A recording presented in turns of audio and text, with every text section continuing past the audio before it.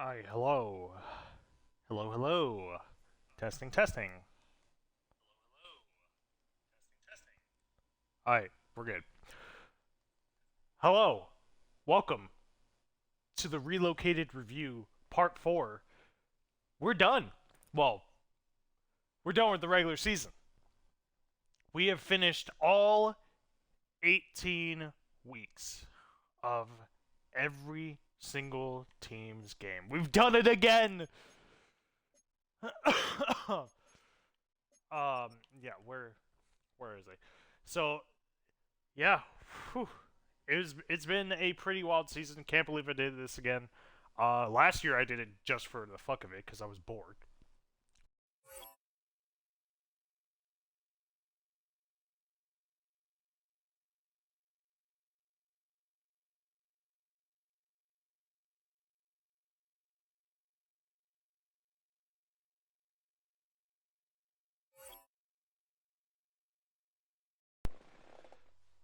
I knew I was fucking forgetting something. My fucking batteries died just now. I was wondering like, oh, I was checking to see if I got everything good and shit like that. Not realizing that for the past couple days it has been saying my battery's fucking low. So that's nice.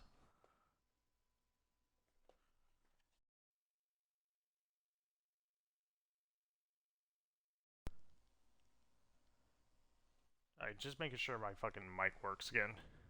Yeah, sorry about that battery die. Idge. Diage? Anyways, uh, we're done with the regular season. These are the scores from this past week 18. So we are moving on to the playoffs, and we'll look at the playoff picture right now. This is the official. This ain't even the picture. This is the official bracket for the postseason. As you can see, the San Diego Condors have made it to the number one seed for the AFC. They will get that first round bye, as well as the Paris Steamers, who just won their match against the London Black Knights to secure their spot as the number one seed. As far as the wildcard matches, we got the Montreal Mounties, who squeaked in there at number 7 to face the Memphis Blues, who are your winners of the AFC North.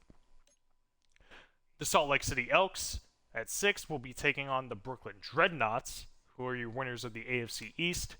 And the Oakland Redwoods at number 5 will take on the San Antonio Pioneers, who won the AFC South. And on the right side, in the NFC, we have the Bulls, the Omaha Bulls, at number 7, taking on the Oklahoma City Bison, who are your winners of the NFC North and NFC South. My bad.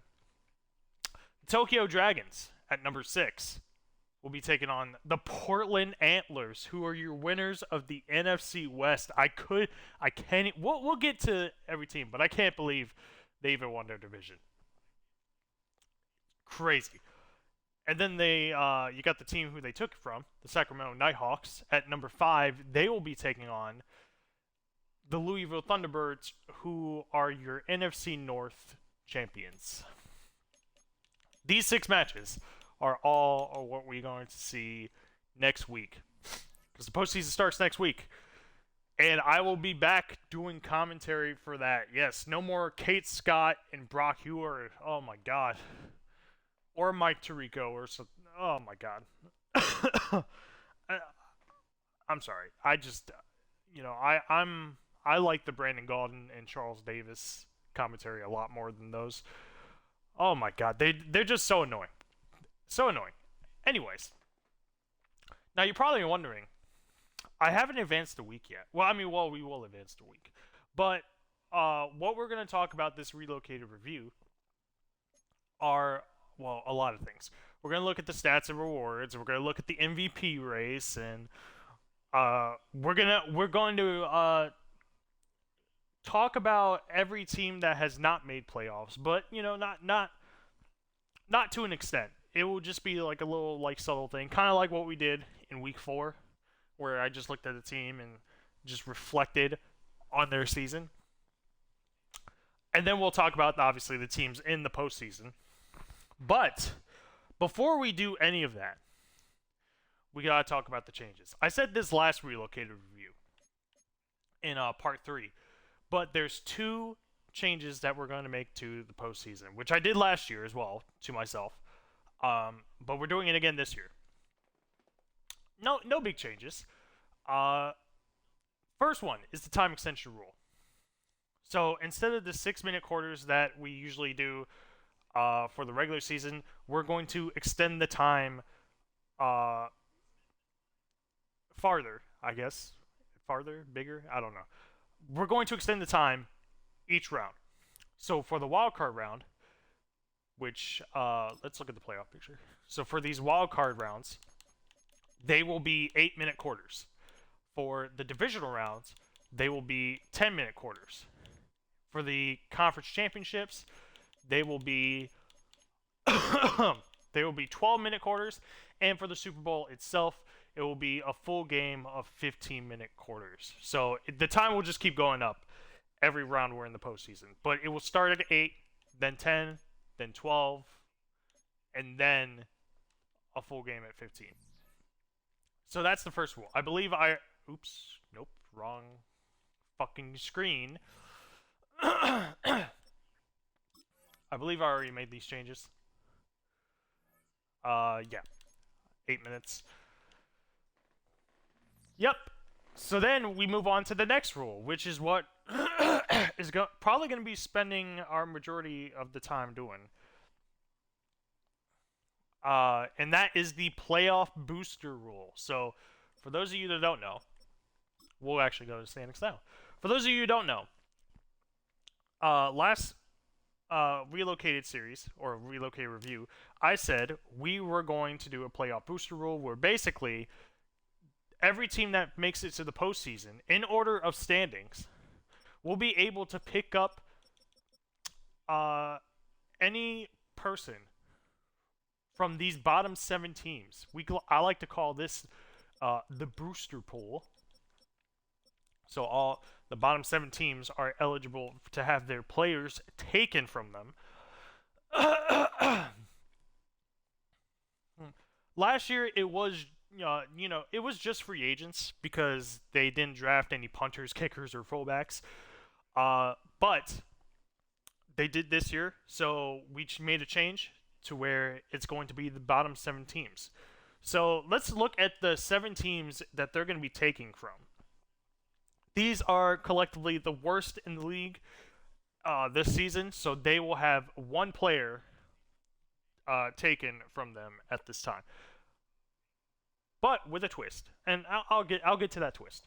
But first, we have the Austin Armadillos, who are currently the worst team in the league. I didn't think they'd be the worst, but yet here they are.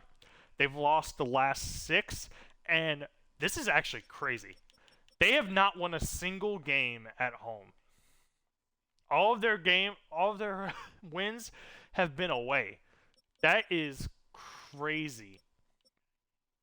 But yes, the Austin Armadillos, they went from NFC Championship contenders down to the bottom.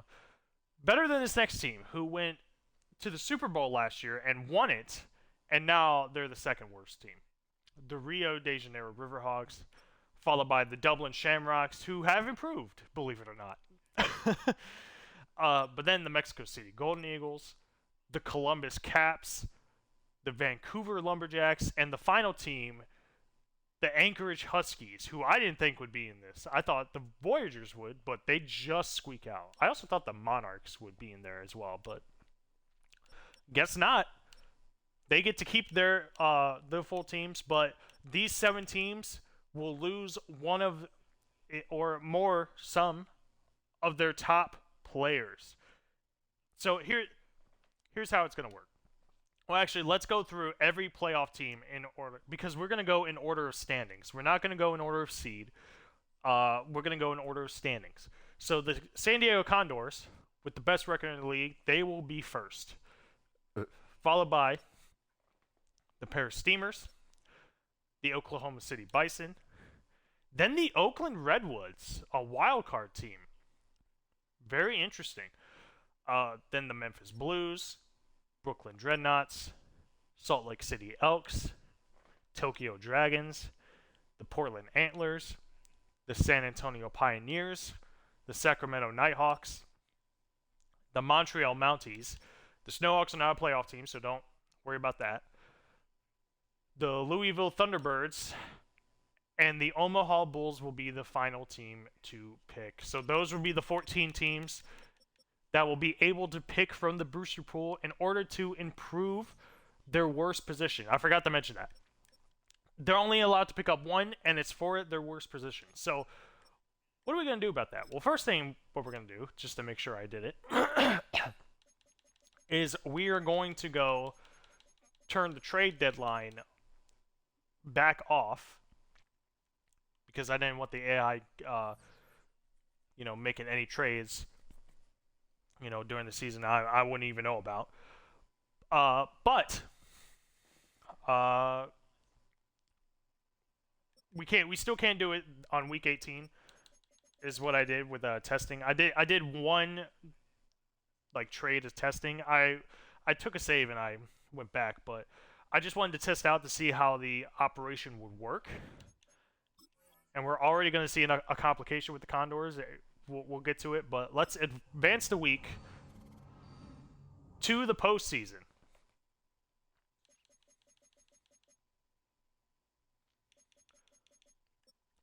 So, let's go. Let's actually go to the Condors. Before we begin. So the Condors will be picking the first out the litter. So, what are the rules with picking whoever it is out of these bottom 7 teams? So first, let's go to improved team to see what I'm talking about. Because we're gonna go off of this list and see which one or which one of these positions is the worst for the Condors. And from this look right here,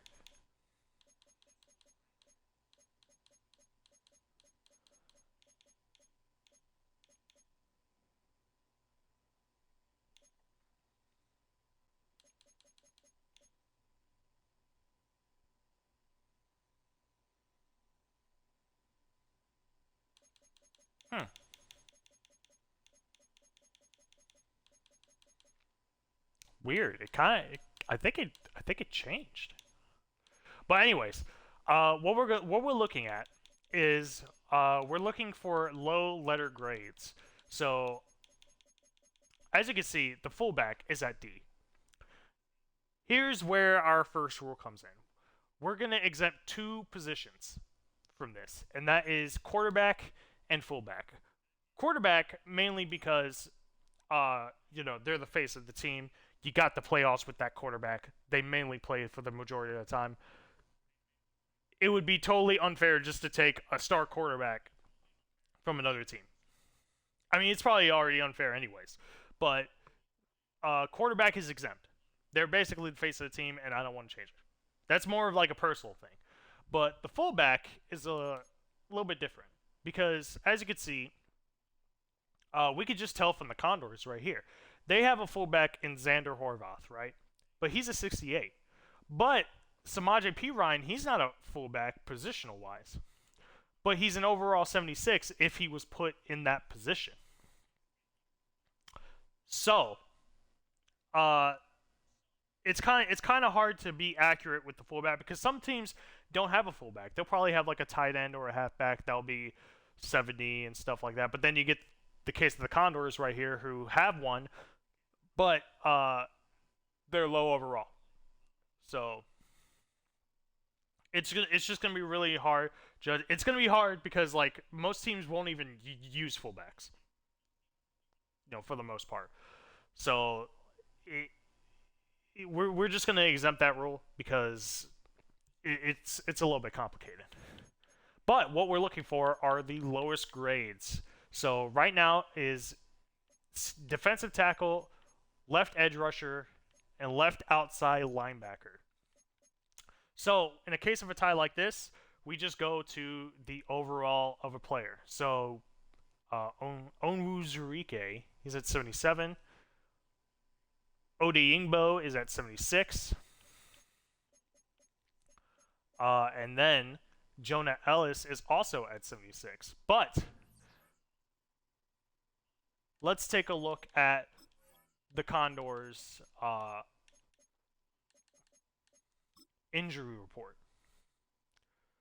So they're missing Jalen Phillips right now.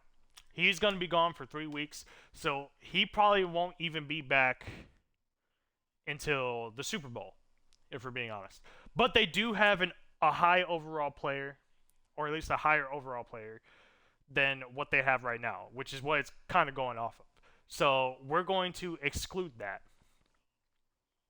We're going to exclude that from the picks. So left outside linebacker is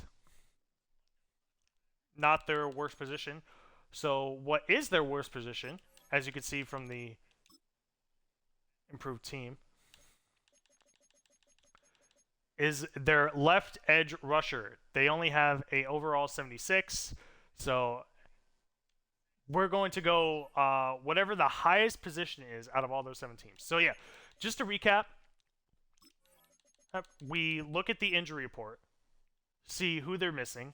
Clearly they're missing a left outside linebacker. Is it left outside linebacker? Have I been just saying it wrong? Let me look that up real quick.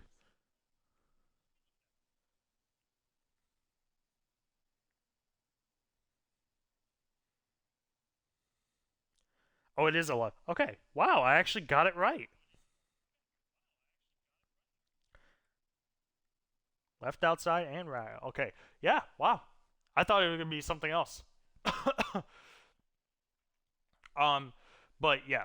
We're going to look at the injury report to see if they have any players missing that have high overalls. For the teams that are picking, and see if they're actually missing from their worst position. So as you can see, this might get confusing, so just bear with me. Left outside linebacker is a C plus because of the 76 overall guy, but because they have a overall 83 guy, he's just on injured reserve. We are not going to be picking for them because they already have that higher player. So by default, the left edge rusher is what we're looking for the San Diego Condors. So that is who we're going to be looking for. We're going to look at all the NFL rosters, right? And we're going to see those bottom 7 teams. We're going to see who has the best left edge rusher, and we're going to pick him. So let's go through all of them. Let's do this because this would be much easier. And this we're going to reach a complication, but we'll get to that. So first team, Armadillos. Ogunjobi, not an improvement. So we go next to the Caps. Jalen Carter, a level 89. So that would be he's in the lead basically.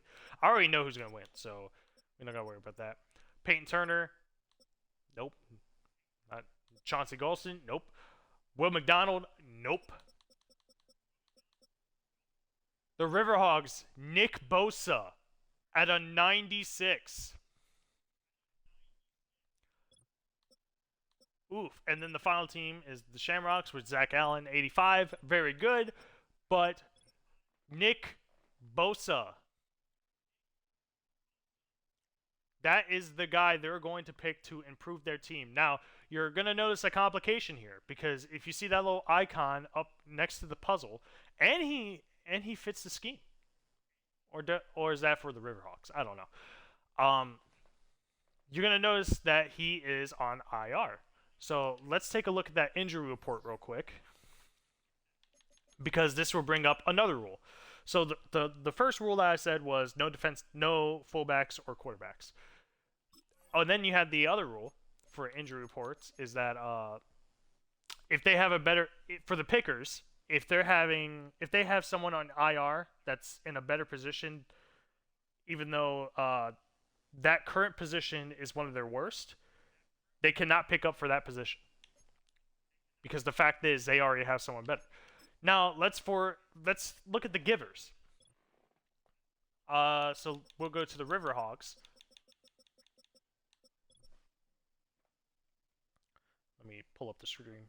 Just make sure no one's talking because there was someone that actually chatted in my stream, and I'm not used to it. So Nick Bosa actually a 97, but due to his morale, he's out.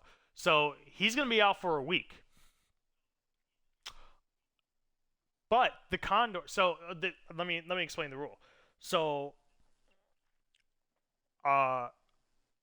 so if the giver, they have someone on injured reserve. It will all depend on the situation. It will all depend on the injury. Because the pickers, they cannot pick someone that is not going to start for them right away. All right. So like this, Nick Bosa, he's not going to be able to play this week, but he will be available to play next week. Which thank God for the Condors, because they have the number 1 seed, which means they get a bye this week, which means they will be able to pick up Nick Bosa immediately. Well, not right now. Immediately next week. Mainly because what I found out, this is the main reason why the injury rule is in play, is because you cannot trade someone who is injured. Just as simple as that. So I'm sure we'll encounter that later when we do this stuff. So yeah, you just can't pick up anyone injured that is not going to start for you right away. And you can't pick up someone that is going to eventually play for you in playoffs because you don't know if it's guaranteed. But Nick Bosa is available for the Condors to play their first game. But unfortunately, we can't do it yet. We would have to wait until next week. It will get done. Don't worry, it will get done. It will get done behind the scenes. I can't really do it right now because he's injured.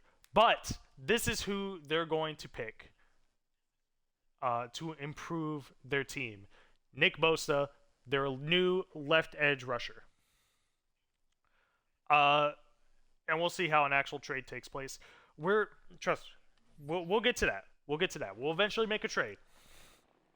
But unfortunately, the Condors, they have the week to take a break and relax, and then they'll be able to play him.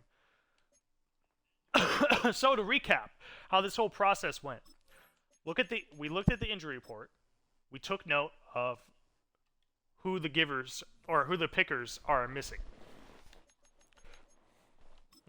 on IR. Then we look at improved team, see the lowest score, and based off our overall, we'll pick that lowest score. In this case, it was left edge rusher. So then we go to NFL rosters.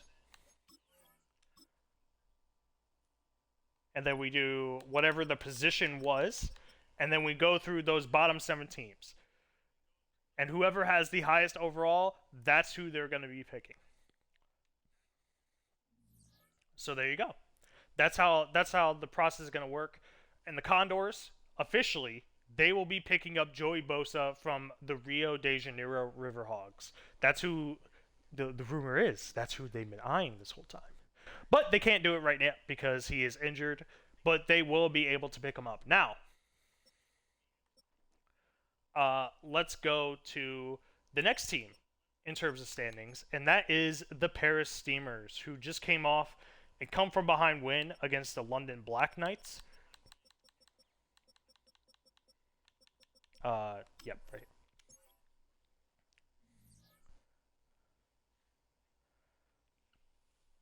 Yep. They too also have a bye going into next week. So if they had a situation with a different guy, just like Nick Bosa, they will same thing will apply. However, if they're not going to start next week, they can't pick up that guy either. So they'd be kind of screwed too. So, without further ado, let's look at the injury report for the Steamers. Okay, so they're missing DeMarcus Lawrence, who's an 87 at left edge. So left edge is probably not going to be. I mean, it sucks that he's going to be injured because he'll most likely not be making it until the Super Bowl, which is the case for some of these teams. It's kind of odd, but uh, yeah. As you can see, we go to improve team, and again we're exempting fullback. Yeah, left edge is at a C, so uh, and they have a 73. Yeah, but they have a DeMarcus Lawrence who's in the 80s. So clearly that's not accurate to what they actually need. So who's at a C right now? That is left outside linebacker and a punter. So a 73 and a 73. Okay, so they both of these positions have the same overall. So what we're looking at here is two positions that they need filling. They're only going to be able to do one. That's just how it is. But whatever position has the highest overall player, that's going to be the position that they take. So, let's go to the NFL rosters. So they're looking for a left outside linebacker and they're looking for a punter.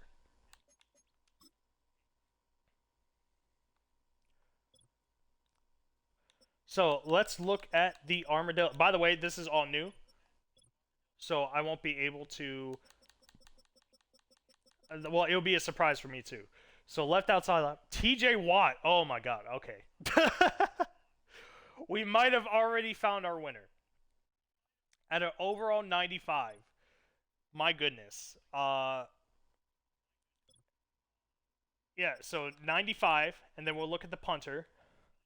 82. I mean, that's pretty good, but that's no TJ Watt. So let's go to the Caps. Corliss Waitman. No. And then Nwosu. Yeah, no. Golden Eagles. 79. No. 73 for punter. No. Huskies. 82 for punter. Not bad. Tui Pelotu. No. Lumberjacks. Malcolm Rodriguez. No. Bradley Pinion, 80, but no. Riverhogs. Braden Mann. No. Brandon Graham. No. And then finally, the Shamrocks. Ojulari. Definitely not. And punter, Rigobert Sanchez. Definitely not. So, the Armadillos are going to officially pick up TJ Watt. That is who they're officially picking up to start in the playoffs. Hopefully this works. If not, I'll go back to my save. But let's go. So we go to the trade center, right? So this is where the trade's going to be. So pair of steamers. They're going to go trade with the Armadillos right here, right? And then we're going to go, yep, and there we go. Wow, TJ Watt is their highest overall player, and they're losing him. Big yikes. But that's who we're picking. And what we're going to do, actually, is what we're going to trade in return. This will be important because this will be a part of the What If episode of Relocated, which will happen after the season ends. But draft picks. So the Paris Steamers are projected to pick 31. Interesting. But that's what we're going to do. We're going to give the Austin Armadillos the round 1 pick for the What If series. Originally, I was going to do the year where it didn't it wasn't really going to be affected, like the year after or some shit like that. But I was like, you know what? It'd be interesting to see like these teams who are losing their top superstars being able to pick twice or even 3 times before any of the teams that make postseason. So it would be interesting. So without further ado, let's submit the trade. Are you sure we want to submit this trade offer? Yep. So the Armadillos will get the next draft's first round pick, and the Steamers will get T.J. Watt. Jesus Christ, I almost butchered the fuck out of that name. I want to see.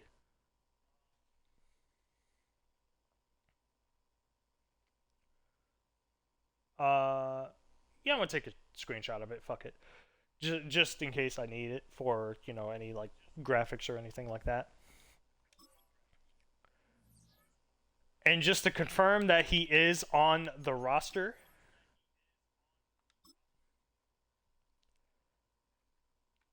there he is, T.J. Watt, and that is how they improved the position.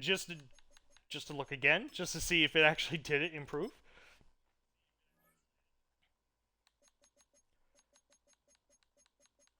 Oh yeah, oh yeah, it improved. It very much improved. So yep, there you go. That's how this is all going to work. So yeah, we're in for a tough time because we got 12 more teams to go. And the next team are the OKC Bisons, headed by Jaden Daniels, a rookie, and custom coach Darren Rizzi. So, anyways, we're going to go to their IR. Now, see, this is unfortunate. Najee Harris. We'll look at the full injury report, but Najee Harris out for 3 weeks. So he won't be available for the Super Bowl. And he was actually very pivotal in how the OKC Bisons operated, both as a rusher and a receiver. He's one of the top running backs in the NFC right now. So now that he's going to be out for the remainder of playoffs until Super Bowl, it's going to be a tough challenge for the Bisons. But running back will not be the position that they will be improving. So let's go to improved team. And if it's just as I suspect, again, fullback. They have Nick Baldwin, who's actually a fullback, but they have Uzoma, who can be a better one. Again, not even worrying about that. So I see a C. And yeah, that's C. So they need a center. And I believe, so rumor has it, they were focusing on the Caps losing because of a certain someone, but we'll get to that. But right now they have a Bo Limmer that's at an overall 73. Eh. Eh. So let's go to the rosters right now, and we'll go down to center. See, there's Bo Limmer again. We'll go to Armadillos. Holt Froholt, a no. 78, but not too much. I mean, yes, he's in the lead. But this is what they mainly were looking for. Creed Humphrey at a 94. The Caps originally, when the week started, they were not booster pool eligible, but now they are, and Creed Humphrey is ripe for the taking, which is who they were eyeing. But let's just double check to make sure. 77, nope. 72, nope. 82, that probably would have been their backup if Creed Humphrey wasn't eligible. Connor McGovern, no. Shamrocks, Lloyd Cushberry. All right, so there it is. Creed Humphrey from the Columbus Caps will be traded to the OKC Bisons. So we'll go to Trade Center, Trade Finder. We'll go to the Caps. And not the highest overall guy, but it's going to be a definite blow. And we'll trade the first round pick to the Caps, because this will definitely help them out. I mean, this makes it even for the Caps as well, but this booster rule also gives the playoff teams an extra boost. It rewards them for making it to the playoffs. So yeah. So we're gonna do that. Submit it. And Creed Humphrey sent to the Bisons. There you go.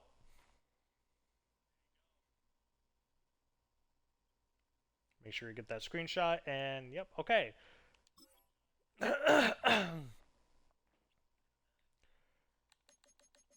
Just to double check.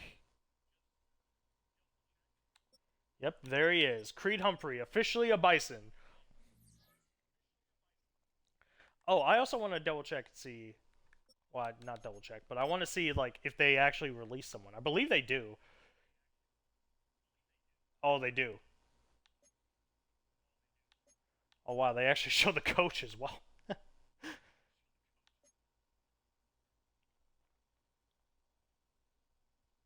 uh, oh yeah, they released kicker Jude McTamney. Okay, and the Bisons release Kareem Jackson, the strong safety. That is right. That's strong safety. Anyway, but yeah, there you go. That's the Bisons. Bison's good pick. So now on to the Redwoods, who are a wild card team, but they're ranked 4th in standings, so they're next. As you can see, position also really helps because, you know, let's say if someone else needs a left edge, well, the Condors got that left edge rusher before the other teams did. So they'll have to stick with the next best, which I saw was Jalen Carter. So imagine the amount of picks you would get if your team just got picked apart. I mean, you're basically just, you know, you're just gonna get a lot of picks in the first round, which I do gotta change. I gotta change it from Snake because I do want to do normal draft rules. But yeah, there we go. Who did I say? The Redwoods.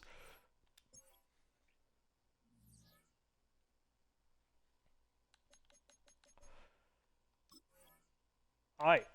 So let's look at the injury report for the Redwoods. No injuries. Good. So we're free and clear from that.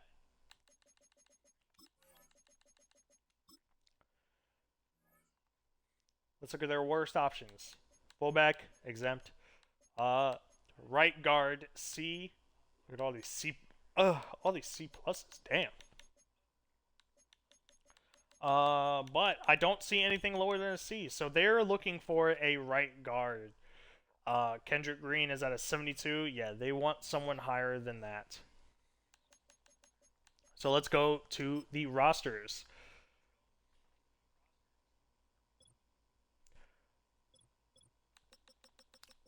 Right guard. Let's go in alphabetical order. The Armadillos, Trey Smith. That's not a terrible one. 89. The Caps got Tristan Colon at 71. No. So Armadillo's still in the league. Will Hernandez, no. The Huskies, 91. Quinn Miners. Miners? He's at a 91, so that beats Trey Smith. So currently the Huskies right guard is right. The Lumberjacks, Chris Lindstrom at a 94, but he's injured. And because the first round buys don't matter. I guess he can't start if he's injured. Hold on, we'll look more into that. But Chris Lindstrom's in the lead, and then Miners is behind. Okay, so we'll look. They're right next to each other, so we'll be able to look at them. Kevin Zietler is at a 90. Very close, but not a 91 or a 94. And then the Shamrocks have Cesar Ruiz at 80. Yeah. So let's. Oops. Let's take a look at the injury report for the Lumberjacks.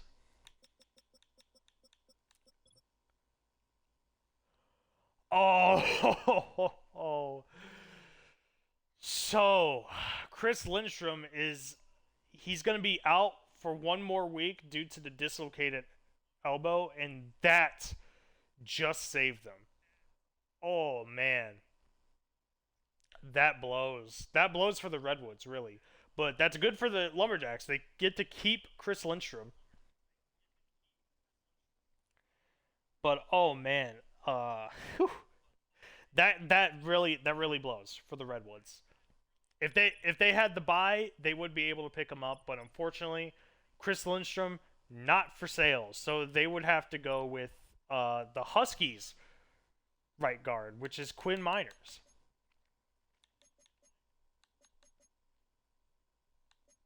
Why am I stumbling? Okay. So Redwoods, Trade Finder. I actually do want to look at something real. Oops, no, not the antlers. Uh, so who is it? Just to make sure he's definitely not available. He is definitely not available. Yep. So there's Quinn Miners. To let's see.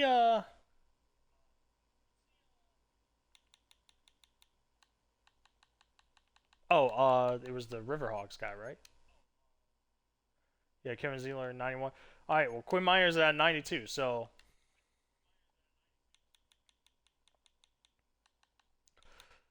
the Huskies, they'll be able to get their player taken from them. Quinn Miners, uh, a 92 overall right guard, but in return, they'll get the Redwoods' first draft pick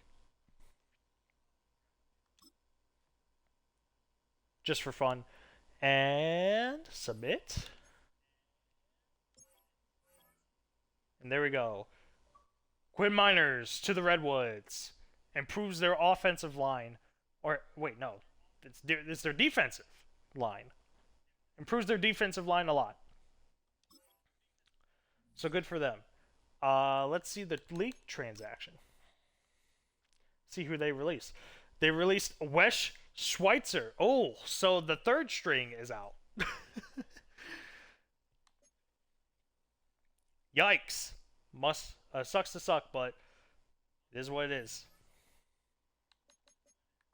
Let's take a look at the roster just to be sure. And there he is.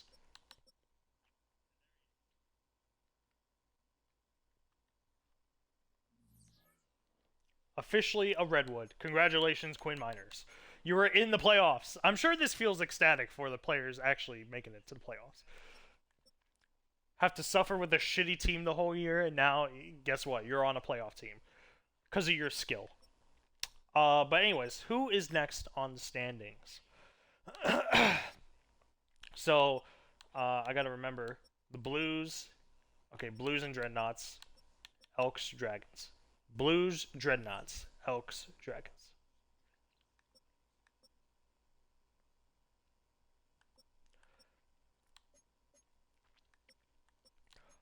Okay. So, Blues. The Memphis Blues. Coming in with Dak Prescott. Hi. Any injured players on this team? Caden Ellis, a middle linebacker, who will only be out for a week if they make it. So he'll be back next week. But middle linebacker will most likely be deflated just because he's on injured reserve. And yeah, he's like a C plus. Yeah. So yeah, but we have a bunch of C pluses actually. We have tight end. Okay, that's out of 75. Left guard, 75. Okay. Right edge, that's at a 77. Okay, so right edge will be saved. Left edge is at a 76. Ooh, so those are saved. So what we're looking for is a tight end or a left guard. Whatever the best tight end or left guard is, That will be who they'll be picking up. So, yeah. Let's look at the rosters. Wait. Hold on. I said left guard, right? Just I don't trust myself, even though I just fucking looked at it. Tight end, left guard. Yep, 75. 75. There's no more C pluses. Wow, and their fullback is actually one of their best positions. It's because the juicage, or whatever his name is. Right edge, 77. 76. And the middle linebacker is taken by the guy that's injured right now, so that's not going to matter. So either tight end or fucking left guard.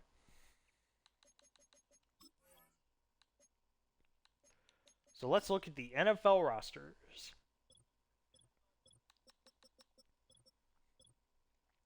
So first team, Armadillos. 76. Not. I mean, not. I mean, it's one overall improvement.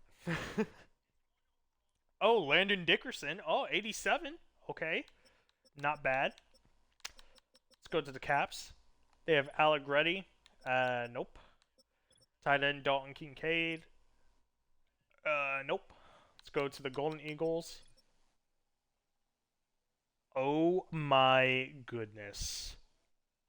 Travis Kelce. Ooh. Ooh. I think we've already found a winner. I mean, we might as well not even check, but we'll check anyways. Owen Jenkins also very high, but not Travis Kelce. David Edwards, nope. Pat Fryermuth, pretty good, not Travis Kelce. Theo Johnson, no. Graham Glasgow, no. River Hawks, Joel Petonio, pretty good, but no. Isaiah Likely, no. And then Kyle Pitts, pretty good, but not Travis Kelce. And left guard, Lincoln Tomlinson, no. So, the Memphis Blues probably get the best player in this whole thing. They get... Where the fuck are they? They get Travis Kelce. Travis Kelce to the Memphis Blues. Ooh. Memphis might have got a good one. And, this will probably feel relieving for Travis Kelce because they definitely needed he's definitely needed it. The past 2 seasons he's been on pretty shit teams. He was on the Omaha Bulls last season. They were the second worst team in the league, and then this year on the Mexico City and Goal Eagles, just totally disappointing. But now he's actually on a team with a high win record, overall 99. My goodness.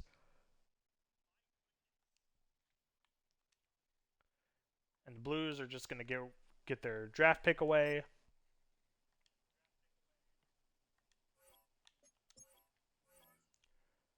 And there you go.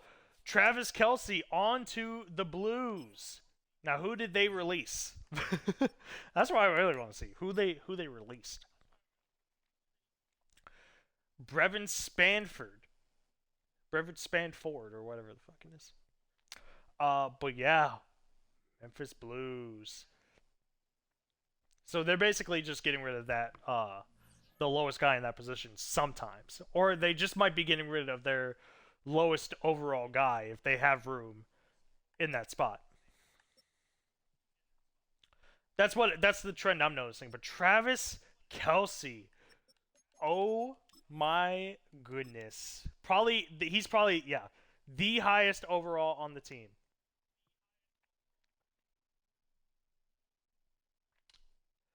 Overtaking Marlon Humphrey even.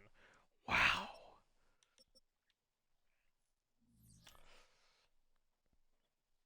So, anyways, yeah, the Memphis Blues definitely got an edge right there. Uh, Next team is the Dreadnoughts. So we'll go to them, led by Jeff Ulbrich.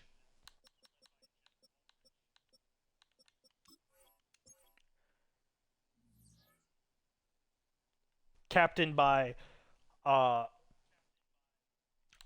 Baker Mayfield.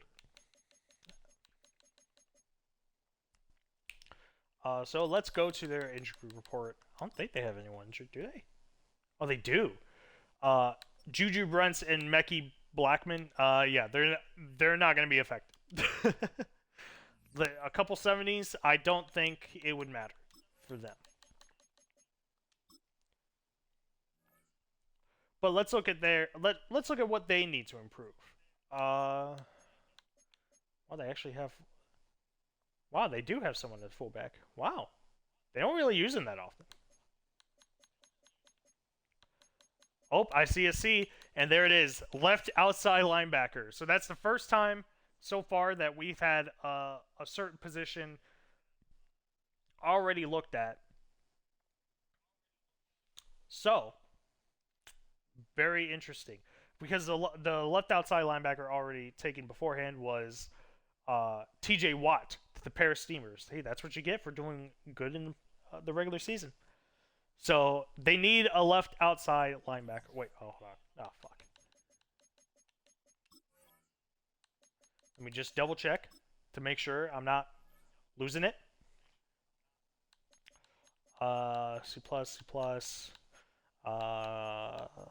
Yep, C, C plus, and C plus.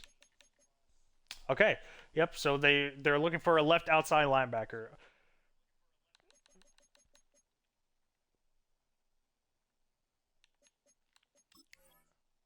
So technically, we already looked at these again, but they could take from the Armadillos again, and that would just be devastating to them. So, yep, all they have is Tavius Robinson, who is like not even in the question. But the Caps, Unwosu, no.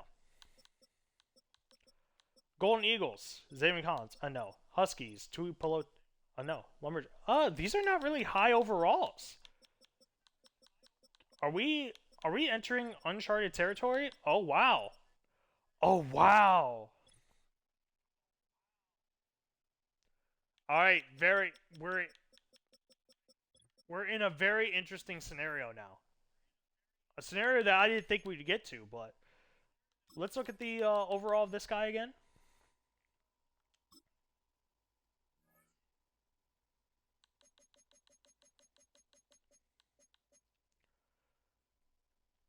He's at a 73.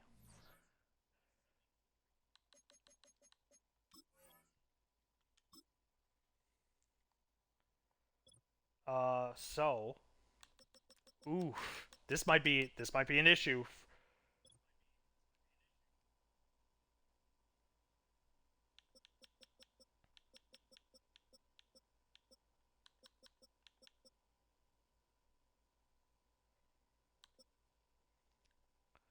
Yeah, 71 can't take from the Armadillos. A 74, which he would have to take if he would have to take if it came down to it. Also, this is this is also going off of morale. We should be going to the trade center. I mean, I don't think it's. Yeah, we should be going to the trade center. In case like this where it's close, we should just go here.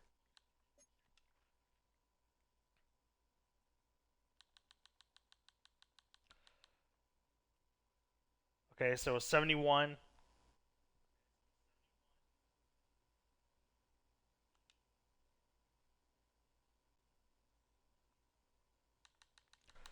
So he's a yeah, so 73.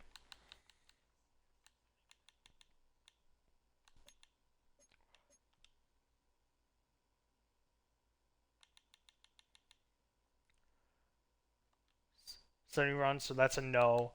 The Caps.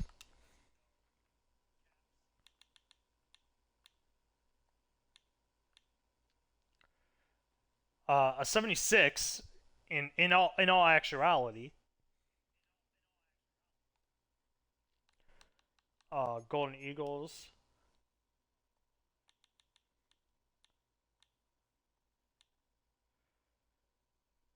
Okay, Colin. Okay, he's at an 80. Zaven Collins. Okay, so Zaven Collins for the Golden Eagles. They're the ones in the lead right now. 77 for Tu Pelotu. Lumberjacks. 78 Malcolm Rodriguez.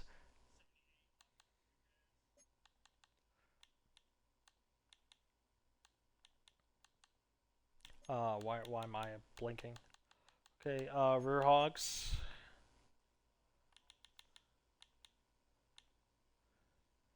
Brandon Graham at a 79. Okay.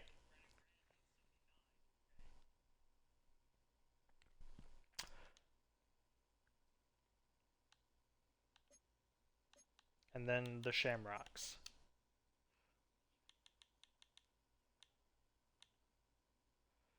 Azizo Jalari. Yeah, no. So it looks like the winner by default is the Caps player? Oh no, the Golden Eagles. Golden Eagles player Zaven Collins.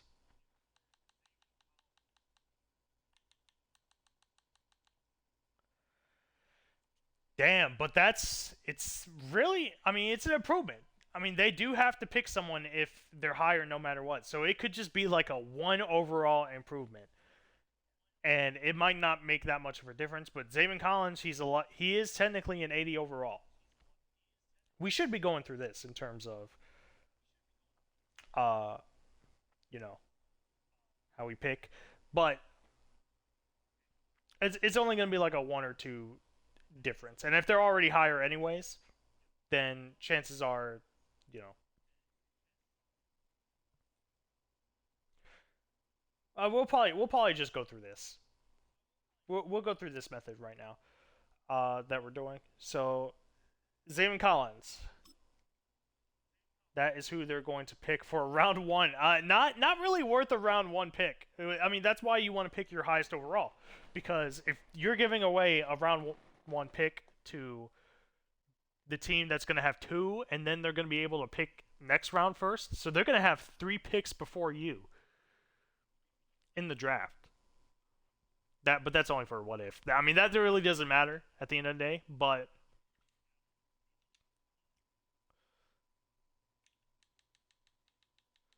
hey, it is what it is.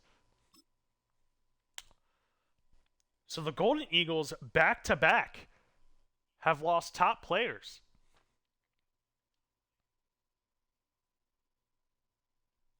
Yikes. But this would be an improvement for the Dreadnoughts. There you go. So Zaven Collins to the Brooklyn Dreadnoughts from the Mexico City Golden Eagles. Let's look at who they got or who they released. They released free safety or Fort whatever it is, Sheldrick Redwine.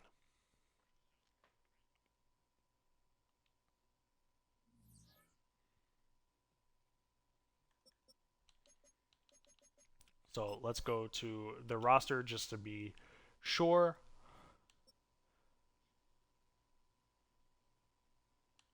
Oh my god, he's not even there he is. Zaven Collins. Not even on the first page. So the Dreadnoughts kind of get gypped. They get gypped, but hey, that's what happens. Didn't do as good as the Paris Steamers. You lose out on the TJ Watt, and you get his Zaven Collins. Not that it's, any improvement is good improvement, but not like TJ Watt. Anyways, next in the standings are the Salt Lake City Elks, and then we'll be halfway done.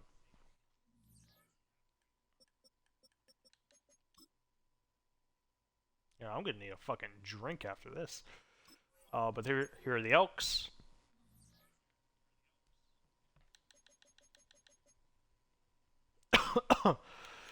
Alright, Any injuries? I can think of one right off the top of my head. Yep, it's Cam Akers and Jacob Phillips. Uh, so 79. We gotta look at the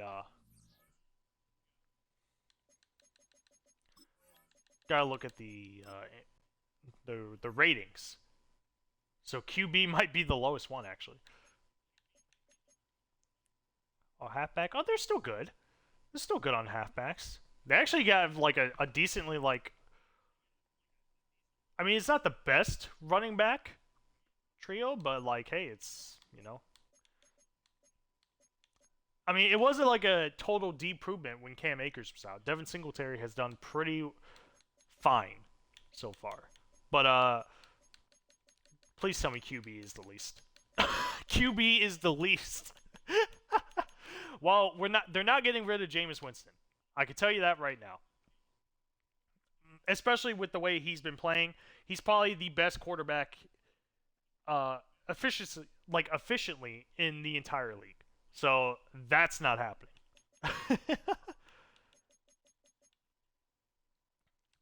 um. So, what's left? So considering that everything is a B, fullback might get picked, but we do have left guard, who's at 76, and center is at 77. So left guard's actually, and Noah Gray is at a 77. I know for the most part it's exempt, but they do need a left guard. So let's look at the left guards. And again, we already looked at them before. I forgot who got picked up. Oh, we should be looking at Well, actually, no. This is a good indicator to see like if anyone's like injured or something like that. So what was it? 76.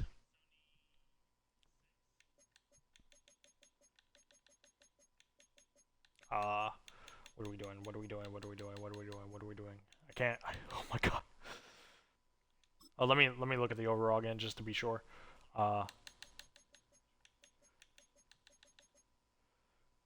Yeah, 76, 77, 77. Okay.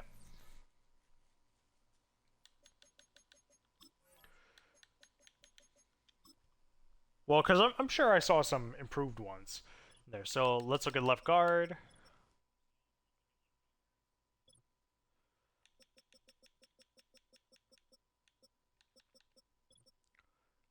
Landon Dickerson. Oh yeah, that was the one I saw. That if they didn't need, who was it? The Blues? I think it was the Blues. If they didn't need a left guard or if they didn't need a tight end, Landon Dickerson would have probably been their pick.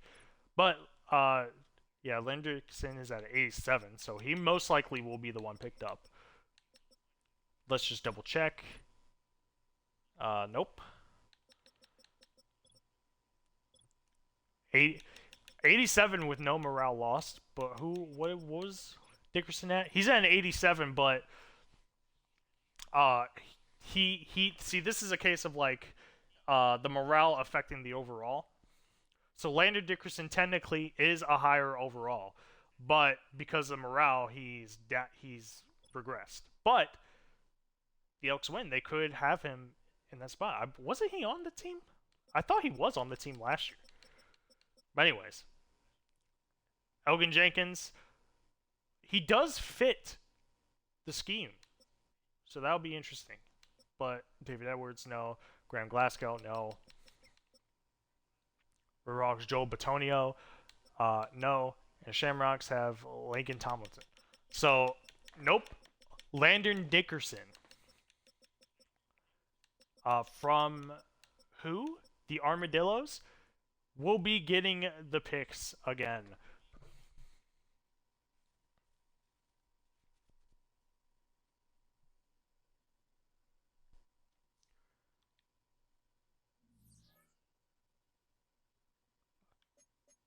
What the fuck did I just say? Getting the picks again. Jesus Christ. He will be getting picked. He's the number one in that position right now, so Landon Dickerson will be going to the Elks. So let's just make the trade official. from the Armadillos.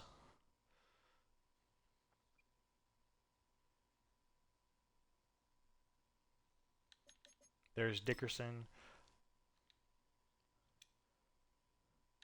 Draft pick. And they get the number 1. They get the round 1 draft pick from them. Submit. And there you go. Landon Dickerson is on the Elks.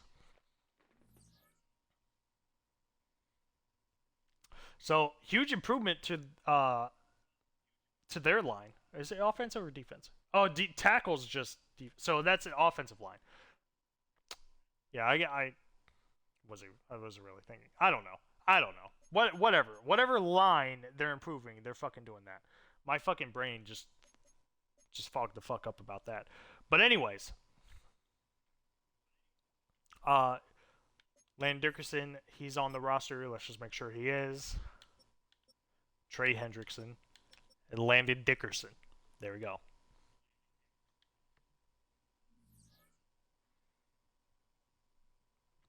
Let's see who they released. Left guard Justin D-Dick. D-Dick? I don't fucking know.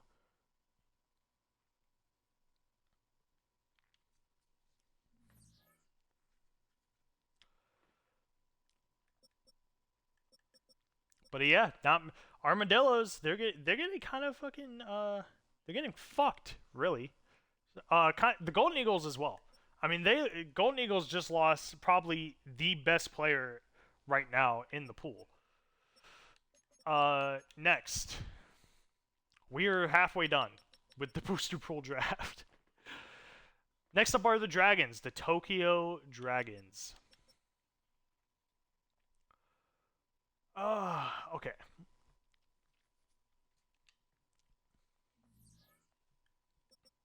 I can already tell they need a quarterback.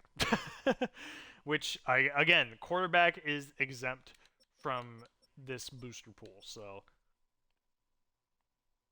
Where the fuck are they? There they are.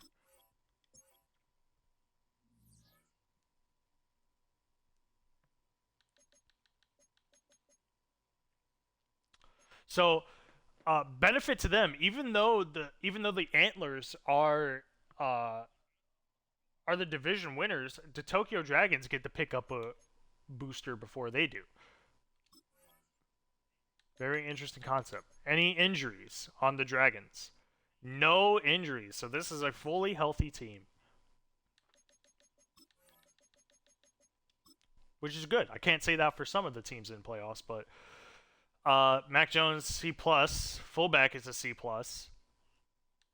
But that's a tight end, so that, again, that doesn't really matter. I see C+s all over the fucking place. Okay. No C's. No C's or C minuses. Alright. So, center, 77. Okay. Right guard, 75. So that's already...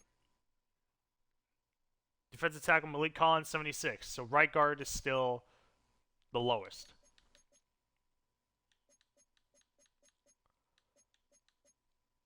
Free safety, 77. So right guard is still the lowest. And then punter, 75.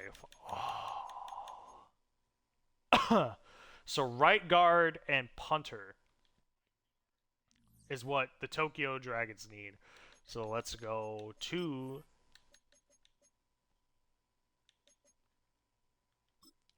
the NFL rosters or the relocated rosters.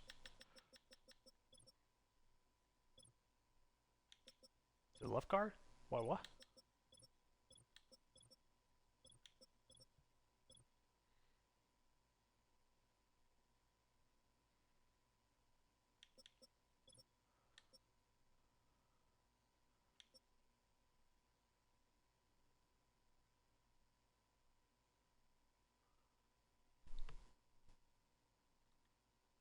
What the fuck?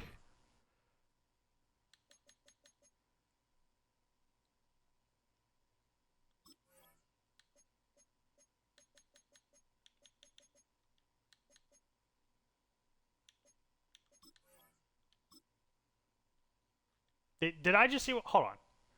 Hold the fucking phone. That might complicate things with.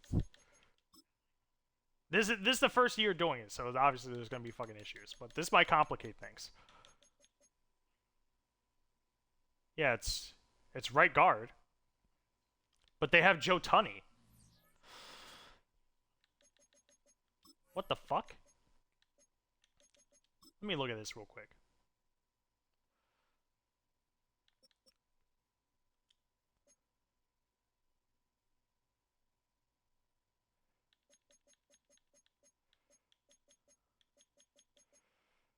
Is he available to play? Like, what am I missing here?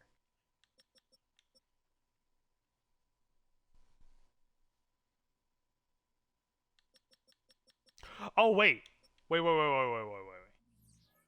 He's a left guard. Wait, am I? Hold on. I'm getting to the fucking bottom of this. So wait, what was? Hold on. Who? Okay, so we're missing right guard. Oh, but Bakari's a left guard. Wait, then why the fuck?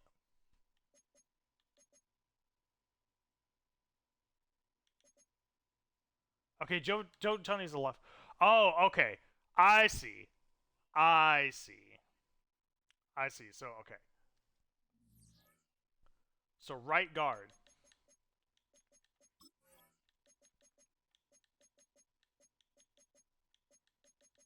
It's a little bit. Oh fuck. Wrong thing. So they do right guard, right guard, right guard. They do need a right guard.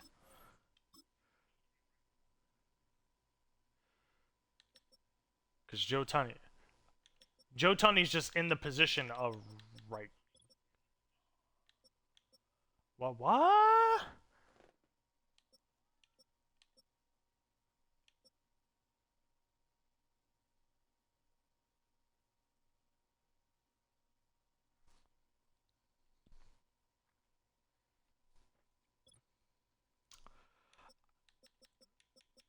Okay, so yeah, I was a bit confused because they put Makari in as a right guard,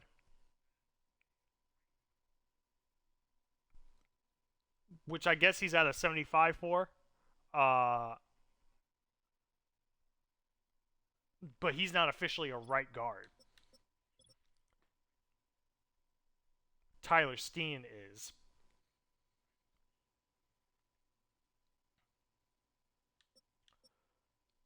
So then why the fuck?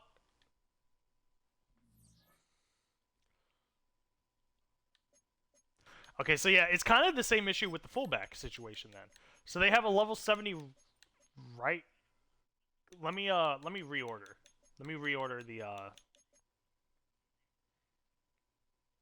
let me look at the lineup. Just to be clear on this.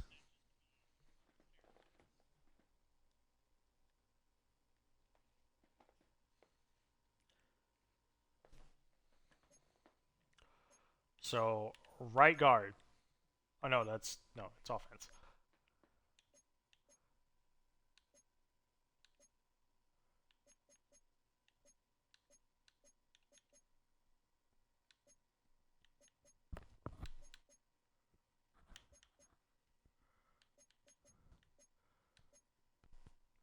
So Steen's a right guard that they put in left guard, and Makari is a right guard that they or a left guard that they put starting as a fucking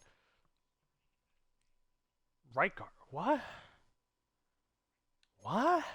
Okay. Well,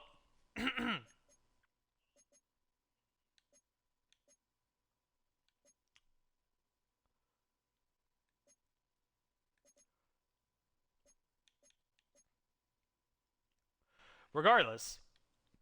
Okay, so it does that improved team does take their actual overall. So they do need a right guard. And I'm actually gonna use that right guard as a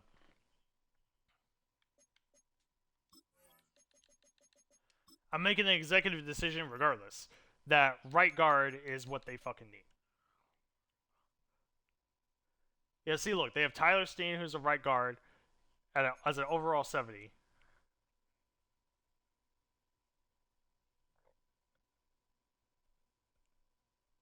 Okay, so they do need a okay. they need a right guard more than they need a punter. Even though Patrick McCarty's doing it at a 75, they have a Tyler Steen that's a 70 that's actually for a right guard. So they need a right guard. Right guard, right guard, right guard.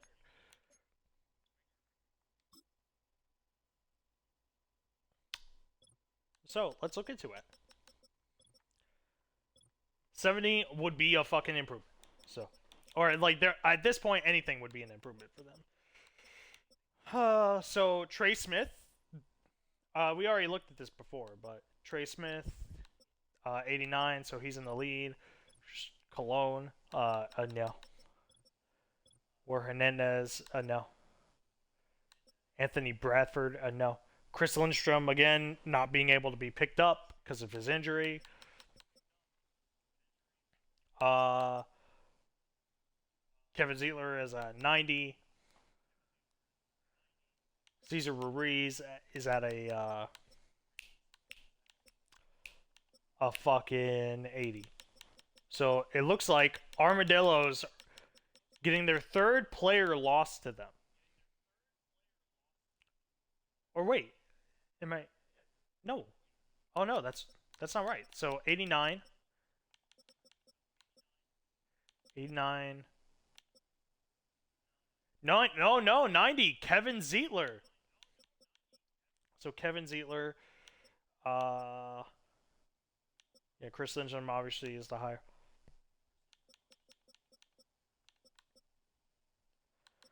Yeah, so the Riverhogs actually get taken from them. Alright, Kevin Zietler going to the Tokyo Dragons.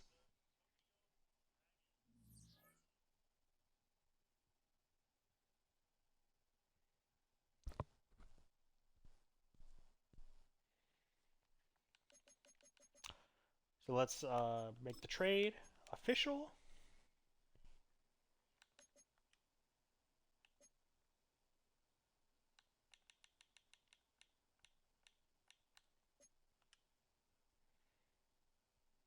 And their Zietler's their highest overall right now. Oh, well, I mean, Nick Bosa was before, but I mean, Bosa's technically still on the team, but he's just injured. But he will be picked up. I just got to remember. I got to make a reminder. But Zietler will be gone from the Rio de Janeiro Riverhogs immediately.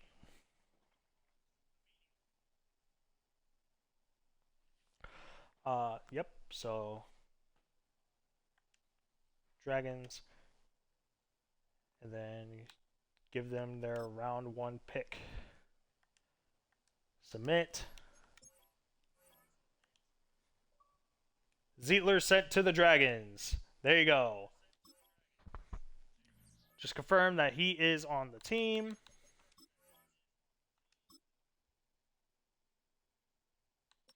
There he is. Zietler on the team. Who did they get rid of? Calvin Throckmorton. Very unfortunate, but it is what it is. Oops, not that one. But I want to see how like it looks now.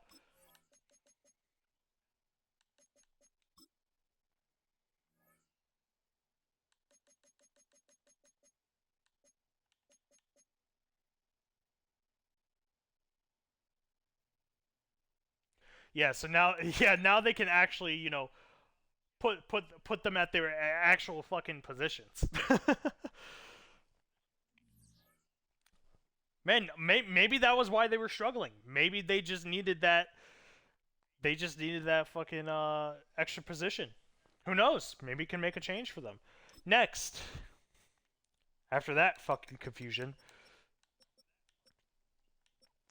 So the next 4 are the Portland Antlers, the San Antonio Pioneers, the Sacramento Nighthawks, and the Montreal Mounties.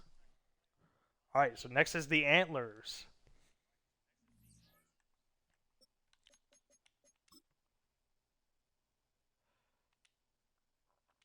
Yep, they're down here. Wait, are they? Oh yeah, here they are.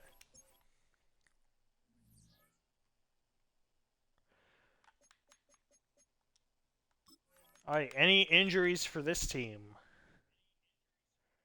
Powers Johnson at center and Beck. Oh, he's available. Oh, he's probably on IR. He's probably still. He hasn't been taken off of IR yet, so they're probably just resting him. Which I'm not sure how I feel about that.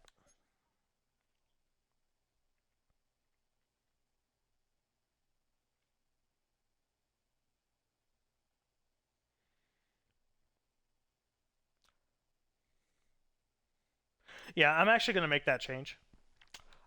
Because I mean, this is your chance. I do it with every team, so this wouldn't be normal. Oh, I can't. Wow, I can't fucking do it.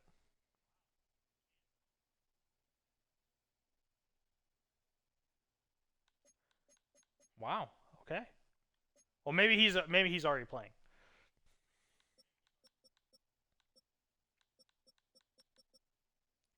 Yeah, yeah. I don't know why it says uninjured. I don't think I've ever seen that when the injury report comes out. But uh, now I just forgot all about it. uh, Becton Senior, Powers Johnson. Okay, 82, 81, center right guard.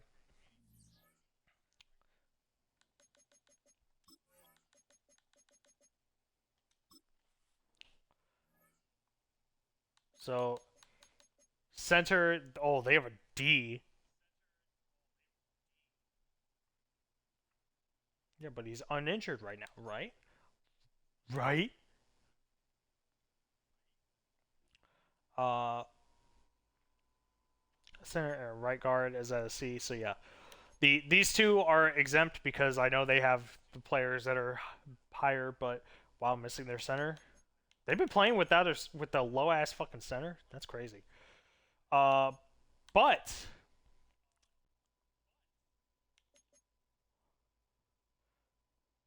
left guard is at a C as well. So it's mainly just like offensive linemen and shit like that.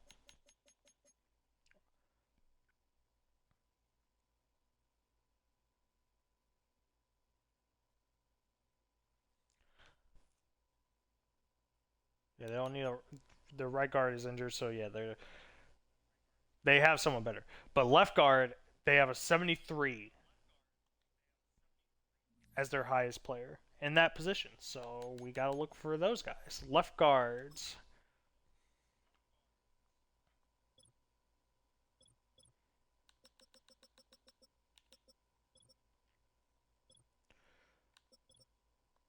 Trevor Keegan. I think they literally just got their shit taken from them, so probably not. Nick Allegretti. No. Elgin Jenkins. Oh, that's probably who he's going to. Huskies, Lumberjacks, Riverhogs, 84, 76. Okay. So the Golden Eagles getting plundered, plundered, whatever, both. They're taking Elgin Jenkins from the Mexico City Golden Eagles. Yikes! This is not. Hey, listen. Have the Lumberjacks been gotten any of their players taken? Let's do this trade first before we forget. So the Antlers will be taking from the Golden Eagles, and they will be taking Elgin Jenkins.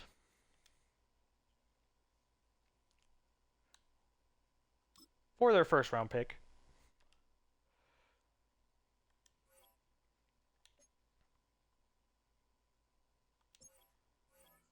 There you go.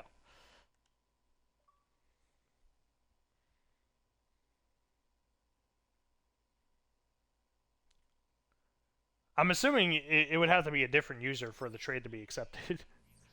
But since I'm the user of all these teams, doesn't really fucking matter. So there you go.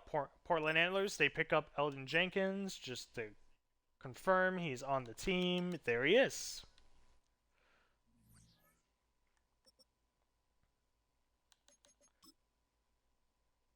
And let's see who they released. Oh, they didn't release anyone. Wow. I'm assuming they would release someone if their players got to start again.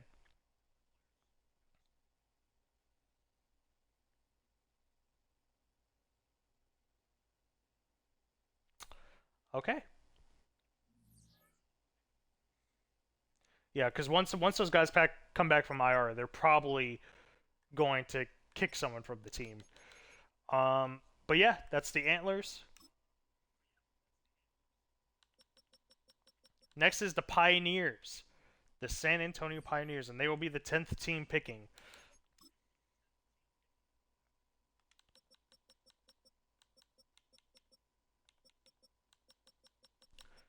If I see them, yep.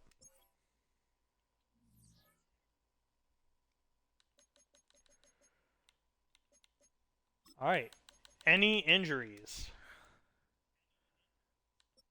Yeah, Joe Milton, he got injured in the final game of the season, being the backup, getting to start.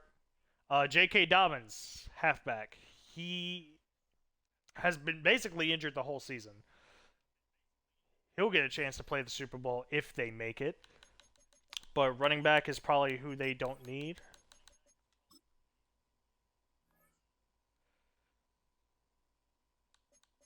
I mean, halfback's still pretty high. But a right outside linebacker is who this team needs. They have DJ Johnson, who is at a 73. Oh no, wait, and a punter.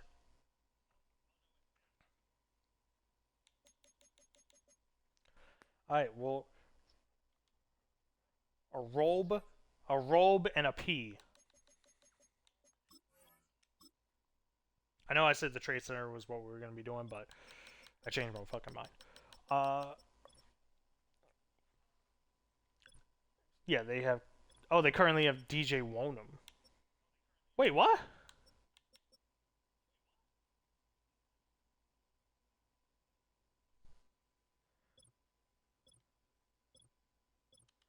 Oh, we have another scenario again.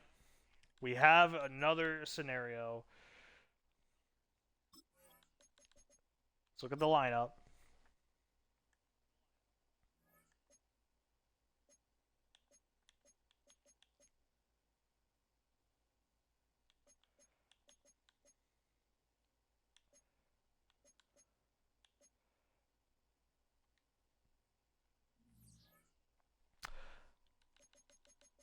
Hmm. So he's playing. He's a. Hold on.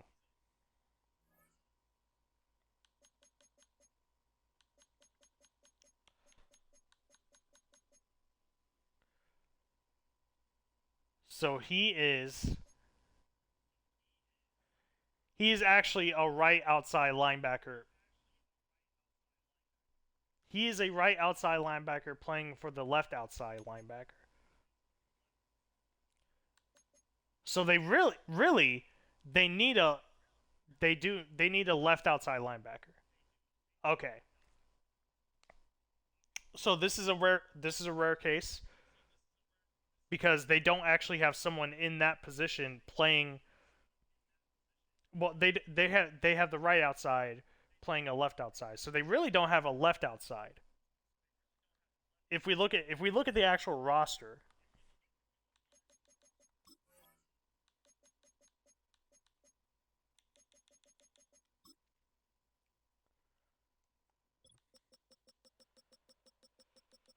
see we got DJ Wonham up there, but left outside. Oh yeah, a 68, possibly a 69. Yeah, no, they need the left outside linebacker. See, that's why it can get misconstrued sometimes.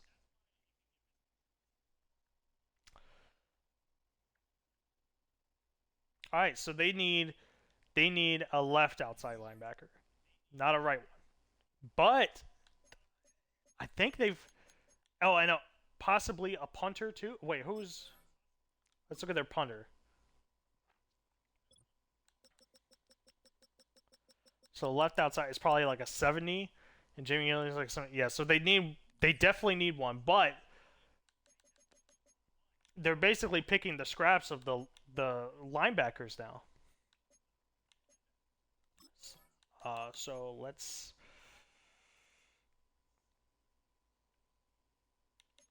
look. Let's look at the rosters again. So it's just left outside. We're making an executive decision just to look at the left outside, even though it said right outside. As you can see, that's a higher overall. So left outside because this guy is in place for a position that they don't really have. Like they have a level 68 guy, possibly 69 playing. So yeah, they're gonna need that position more. So let's go to Armadillos. They already got theirs taken. The Caps, they have like a 75 or 76 guy. Golden Eagles. So far, the Caps guy is winning at 74. Tui Pelotu at 76. Malcolm Rodriguez at 79.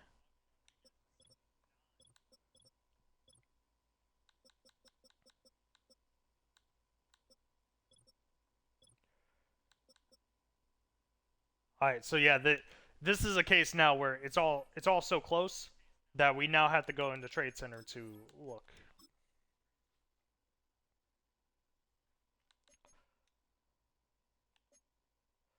So let's go to Armadillos.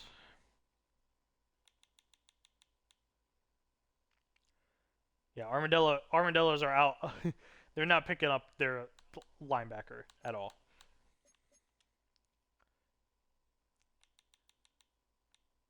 The Caps, he's at a 76.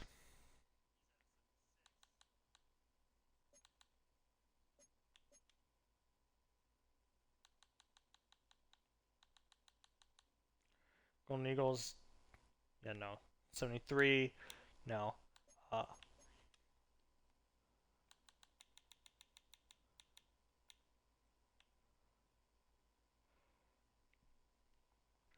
77. Oh my god, I didn't even realize we could fucking pick the team. So 78, Malcolm Rodriguez, okay. A 79, Brandon Graham. Okay, yeah. Yeah. That's that's actually a lot better.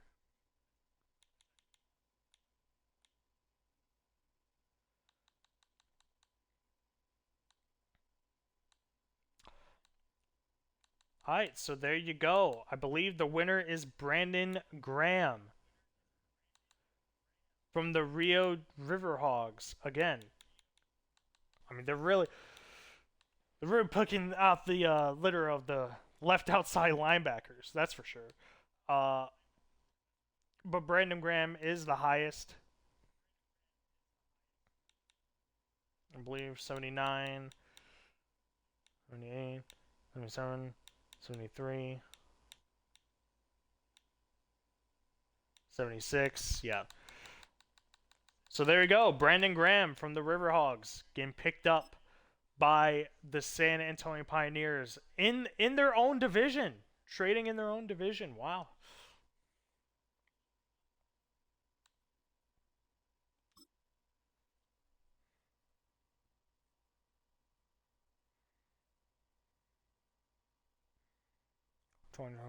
One, just make sure.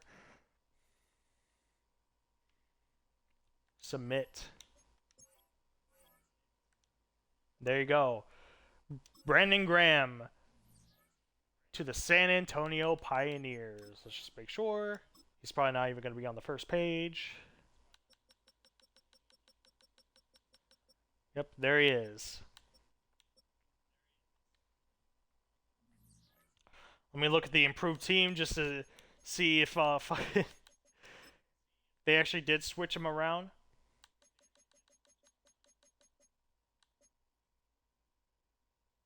Okay, yep. They're in their right spots this time. Except for DJ Johnson. I don't Okay. Right.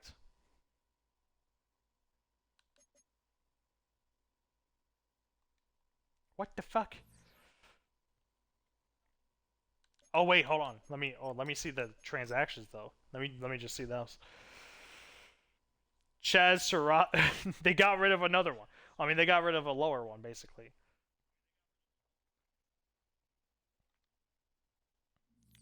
Okay, we're almost done. We're almost done. Next, the Sacramento Nighthawks.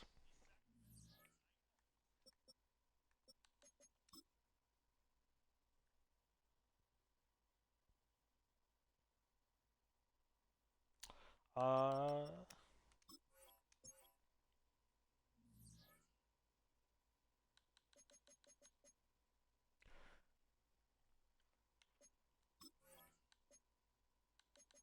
check their injury report, see if anyone's gone.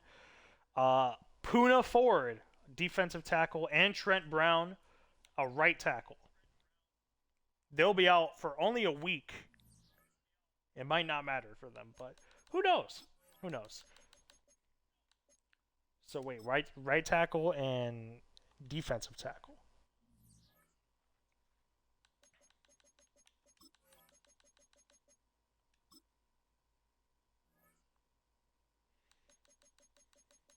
Yeah, right tackle is currently at a D.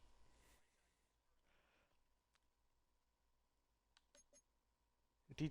Yeah, so yeah, we're not gonna be picking the right tackle. Another left guard. These guys are missing left guards out their fucking ass. And look, it's gonna get to a point where they're probably gonna have to pick a punter.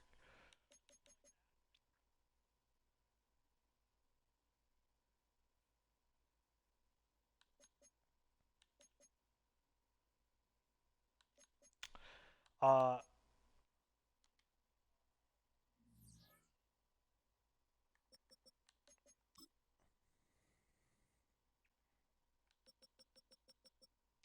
I've been forgetting about punters, have I? Hold on. Let me just double check. I know I'm fucking wasted time. I'm sorry. But I do want to double check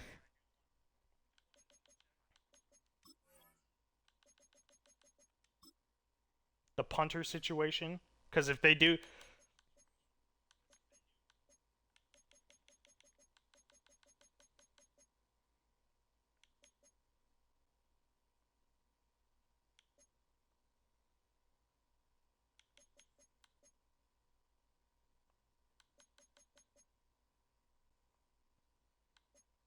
who the fuck they recently pick up?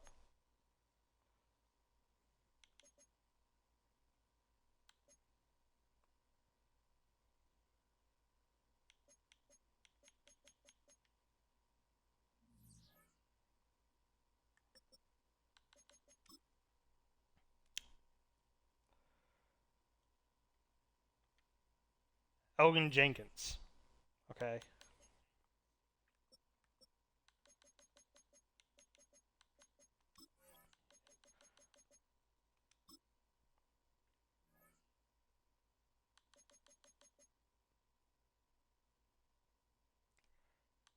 S 71.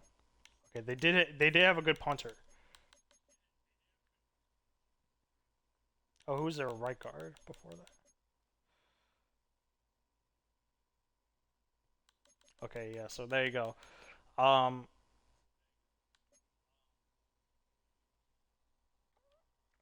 Okay. I just want to be fucking clear.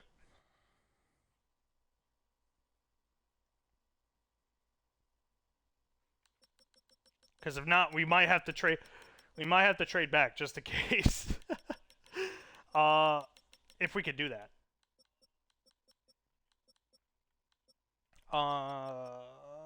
We're the pioneers. We're the pioneers. I just want. I just want to make sure that I'm not fucking it up.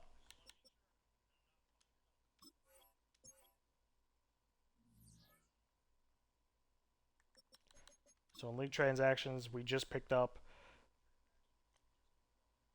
left side, outside linebacker. Oh, I do have to take into account who they fucking released too.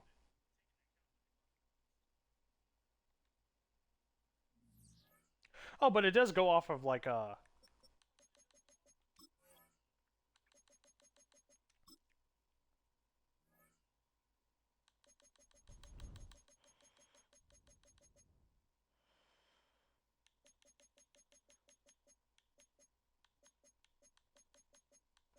Oh no, I did do this right because they didn't. They had yeah, they had a low fucking. They had a low guy. So yeah, no, that's fine. That's fine. Okay, I just gotta make sure like I keep punters in mind because that might be the case for them. Anyways, back to the Nighthawks. I am so sorry for that, but I just want to be thorough. I just want to be thorough. So after forgetting everything, so defensive tackle and right tackle, they're not going to be looking for those.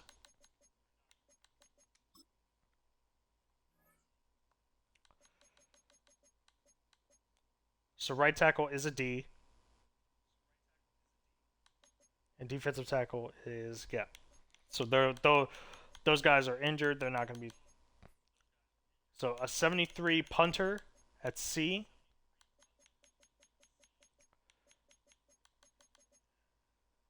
And a 70. Okay, so yeah, they need a left guard more. I forgot I'm taking overalls into account as well.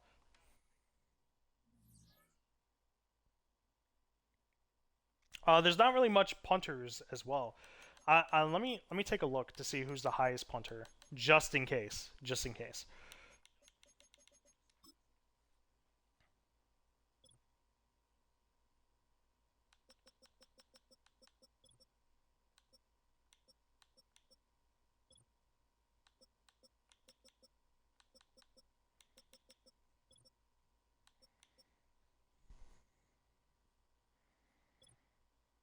Let's look at punters.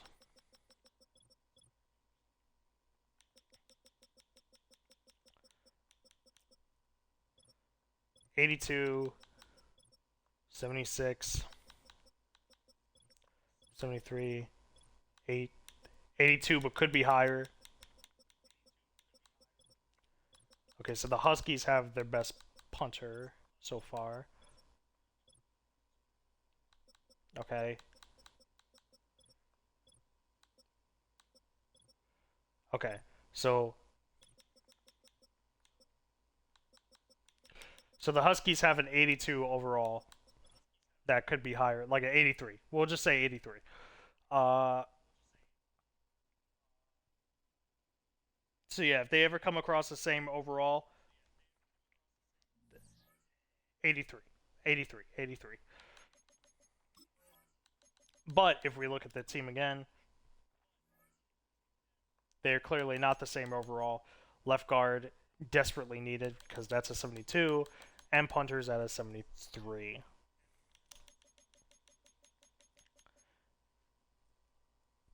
So they do have to find a left guard.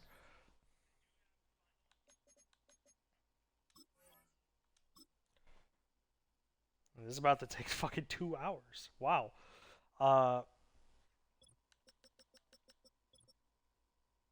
Left guard. Isaiah. Yeah. So armadillos. Yeah, already gotta take caps. That's 35. We already just looked at these, didn't we?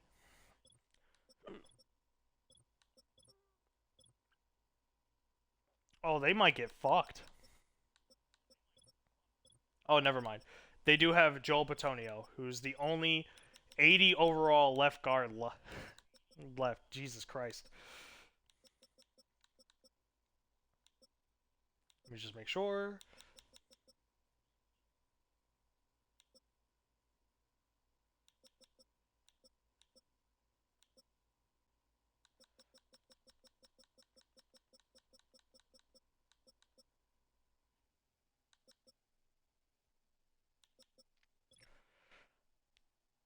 So yeah, Joel Bitonio getting picked for the Nighthawks.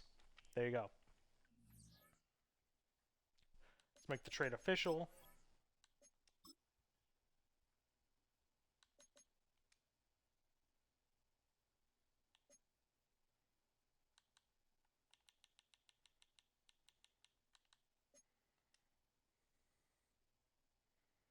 I mean, now that I know I could trade teams from this menu, I could just fucking.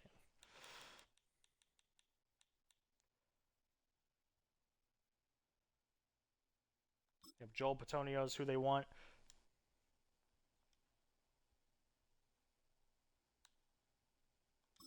And they get their draft pick in the first round. So, yep. Submit.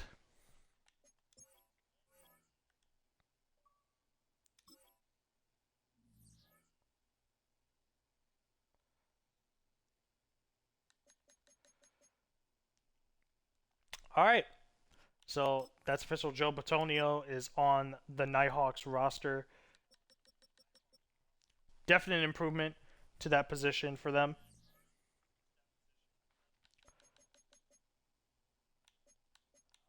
Let me look at the improved team just to be sure. Yep.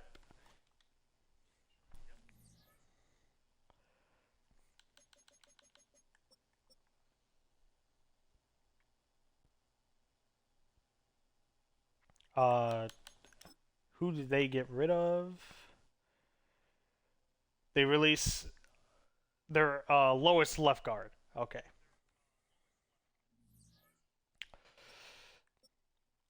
All right. So, anyways, we move on to the next team, who I forgot to look at. Where the fuck?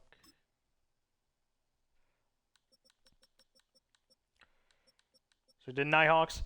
So next is the Mounties, the Snowhawk. Okay, so let me explain here. So there's a reason why I tweeted out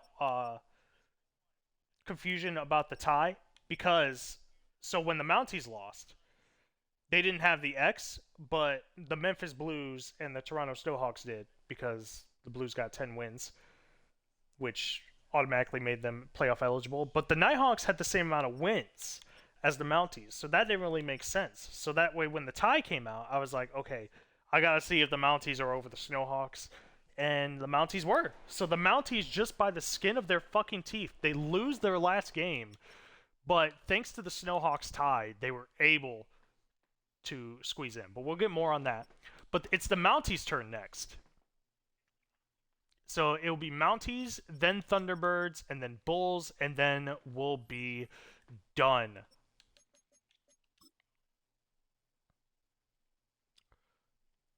Mounties, Thunderbirds, Bulls.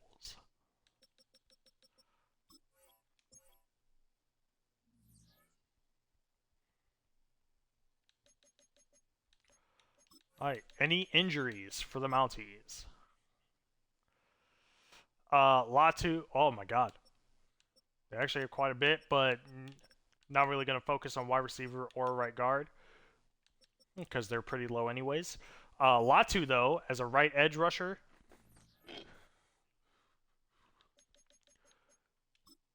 Oops, fuck.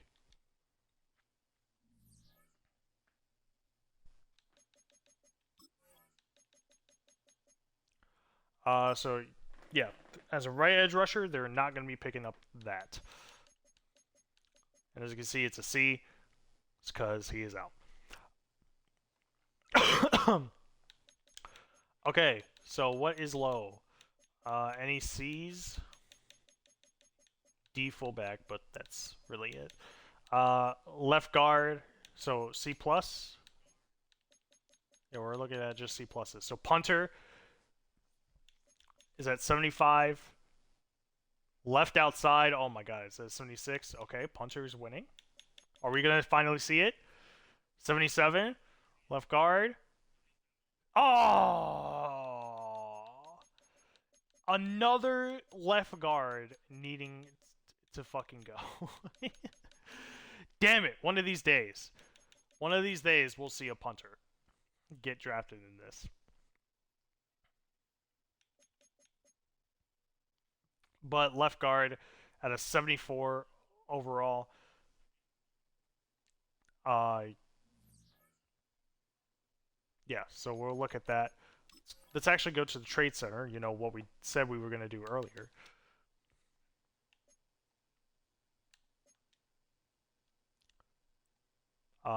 Left guard.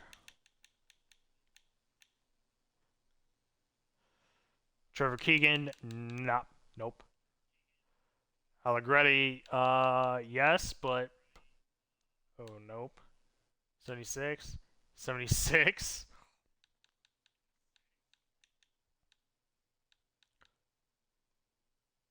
75, and 77. So Lincoln Tomlinson. I think this is the first time a Dublin player is actually getting picked up. Yeah, Dublin, I don't think has really lost too many players. I don't believe. Have they lost one? I don't have they lost one? I'm not. I'm not sure. But 77. Uh, yeah, 75, 76, 76, 68, 76. Yeah, once we get the left, yeah, then they could just pick any fucking left guard they choose, and I guess we'll do that. But Shamrocks losing Lakin Tomlinson to the Mounties, but not that much. It's not that much of an improvement. Unfortunately, they've only by one overall. They get a like a tiny, slightly better left guard. But hey, it's better than nothing.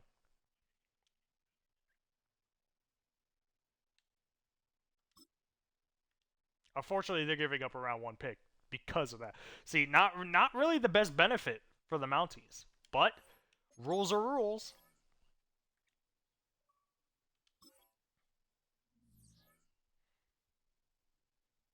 There you go. Lakin Tomlinson is on the Mounties. He is all the way down here. Man. Not too much of an improvement, huh? Um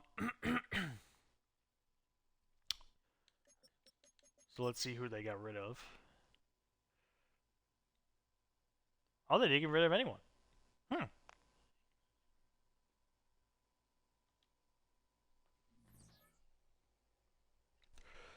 Alright. So we're down to our last two teams. And we're almost at the 2 hour mark in the stream. Jesus Christ. But next to the Thunderbirds, the lowest divisional winner from the NFC North. They got a worse record than they did last year, but they are division winners, whereas they were the wild card last year. So very interesting to say the least. Let's look at their injury report. Khalil Mack at right outside, so they don't need that one.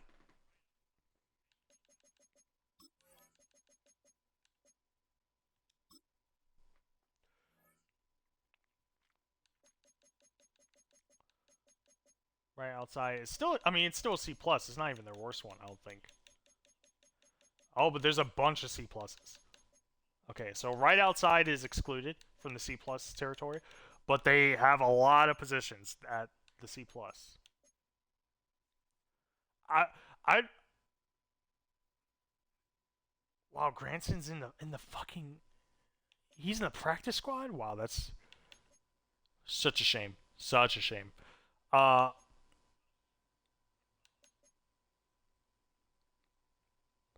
but yeah, they're looking for a tight end. A 70. Will Disley's at a 75.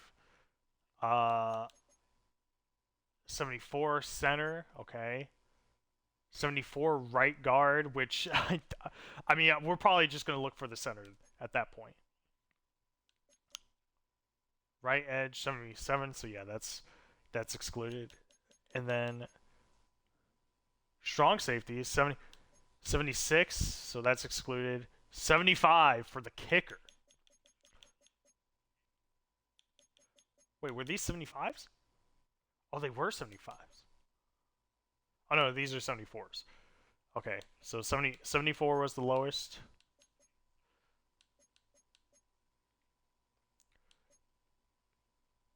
Yeah, so they're looking for either a right guard or a center, which I'll be completely honest, they're probably not going to find right guards anymore.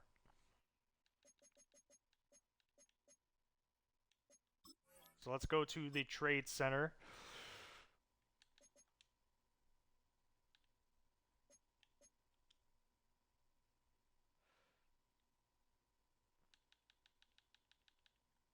Right guard.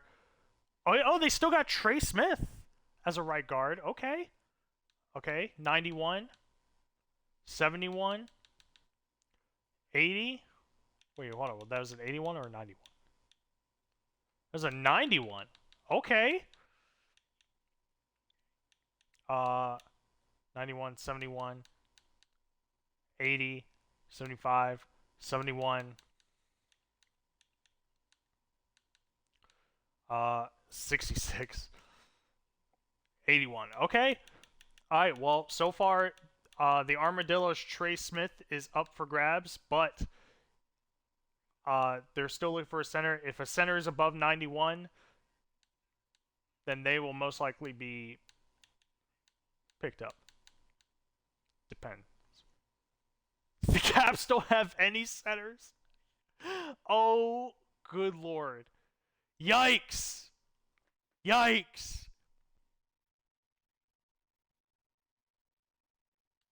Well, we just random dry of centers. Oof. Yeah. I can't believe that. But Armadillos, they're at 80. So 91 is the number to beat. Uh-huh. Uh-uh. Uh-uh. Uh-uh. And uh-uh. Okay. So a right guard's actually been taken from the Armadillos. Trey Smith from the Armadillos going to the Thunderbirds. That is actually tremendous value that they're getting for this guy.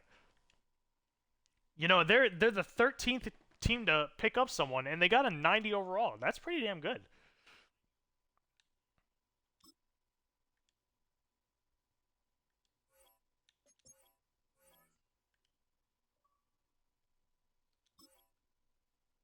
All right, Trey Smith on the Louisville Thunderbirds. Double check the roster.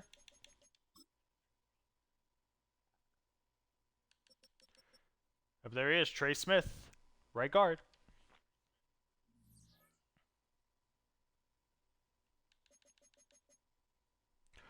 Let's see who they got rid of. Rasheen Ali got rid of a halfback. Wow. Okay, so we're down to one last final team for the booster pool, and that is the Omaha Bulls. Oh, it doesn't really matter which way I go here.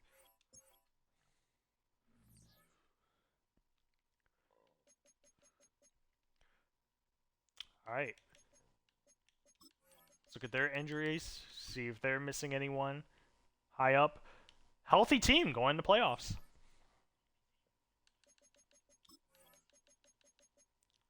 Improved team. See who they need. I see a couple C's. Yep, it's really just C's. So, wow, so no punter. It's a center again. Is there any other C's? I do not see any other C's. So a center is going to be the last. Oh, I didn't even look. I didn't even look to see their fucking overall.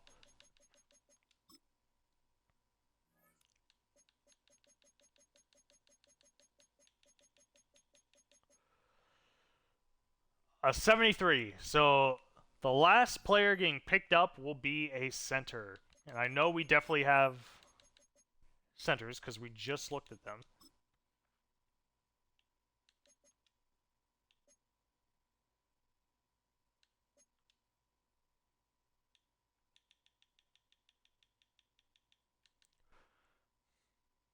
If there's Froholt, or is that an 80? No centers for the Caps. Sag. 80, 78, 74, 82. Tyler Biotish.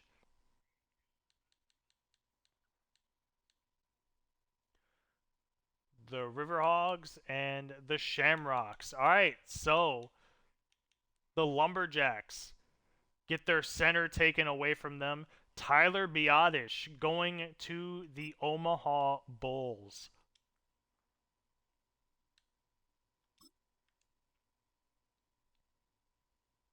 All right, there you go. Oh, and I say, they're gonna have like two chances to pick. There are some teams that probably only have two chances, but then teams that have five.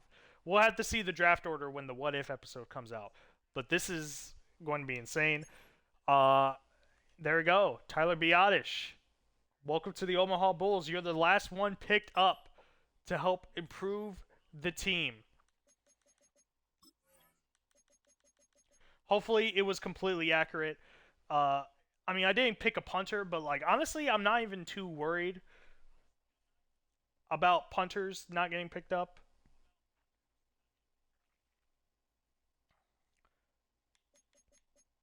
But I'm sure I hope I did this accurately. If not, then whatever. Oh yeah, we're gonna look and see him get picked up.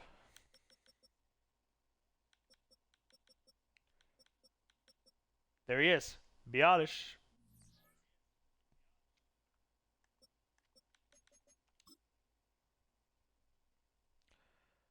And they released Austin Schlottman. Wow.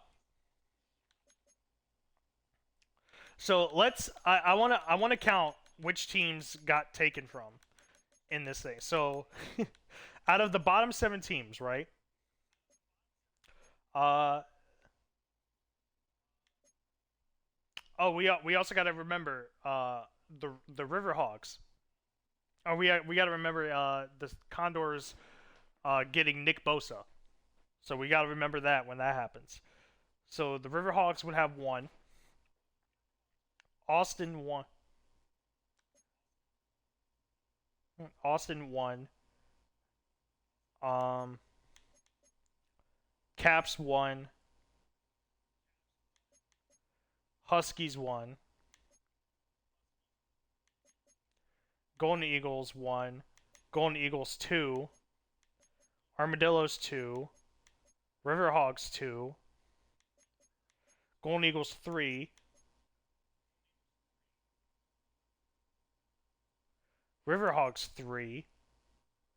Riverhogs 4.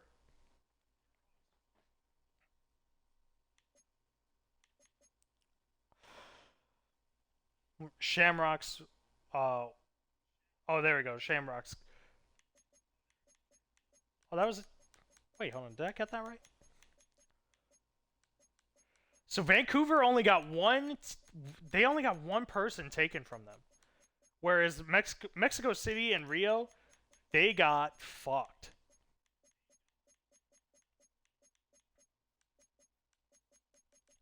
The Caps only actually got one player taken from them, and that was their center. So that's actually good for them. Uh, but the Riverhogs and the Golden Eagles, I would say, and like the Huskies got 2 taken from them, I believe. Oh no, they only got 1. Lumberjacks only got 1 taken. The Armadillos, Riverhogs, the Shamrocks only got 1 taken from them as well. Yikes! So some teams fare, some of the lower teams fare better than some of the others, but there we go. That was all your transactions. That was the Brewster Pool draft. Now we're officially ready to go. Now we're officially ready to start this review. Oh, this might be the longest review, if we're being completely honest. Let's look at the stats and rewards. Let's look at that MVP race. Oh, before I start the MVP race, which this will kind of segue into it, but we gotta congratulate. If you look in the top right corner, Aiden Hutchinson with 23 sacks and 32 tackles for loss. Now you're probably wondering why specifically him? Why do we just call out him? Because if you look at this, he has broken the sack record for the season. It was at 22, now it's at 23. And it's even more impressive because it's in 6-minute quarters. So the fact that he was able to do that, none of these other records will probably ever be broken. Maybe never.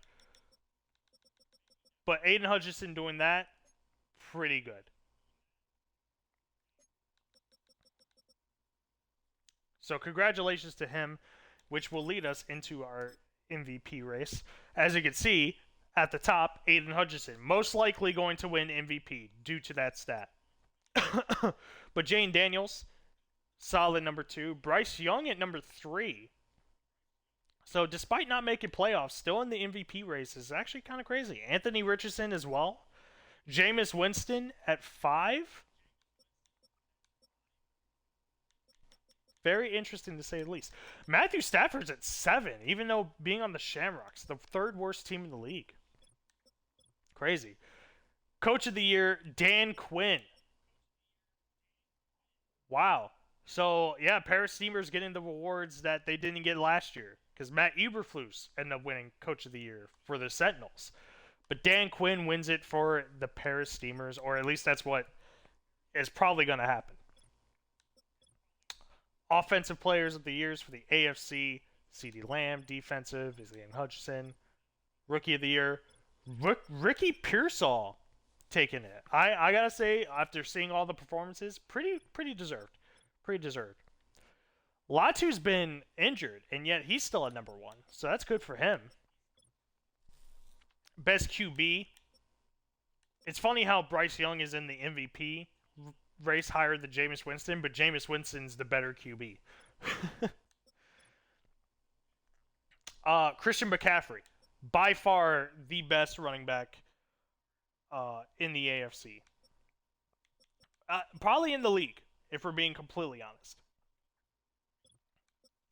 Best wide receiver, CeeDee Lamb. Offensive lineman, Frank Ragnow. Aiden Hutchinson, obviously. Brian Burns. J.C. Horn. And best kicker is the Mountie. Best kicker, Jason Sanders. All right. NFC. Jalen Waddle. He hasn't been too productive. I think, some of those wins that he had with the Nighthawks, in the middle of the season, I think really inflated his numbers.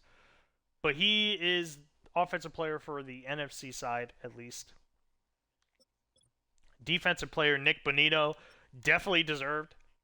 He is definitely shown out a lot for the Antlers. Offensive rookie for the NFC side is Xavier Worthy on the Desperados.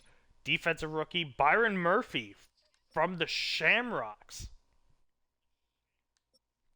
You gotta think it was that last game that really elevated him in that standing.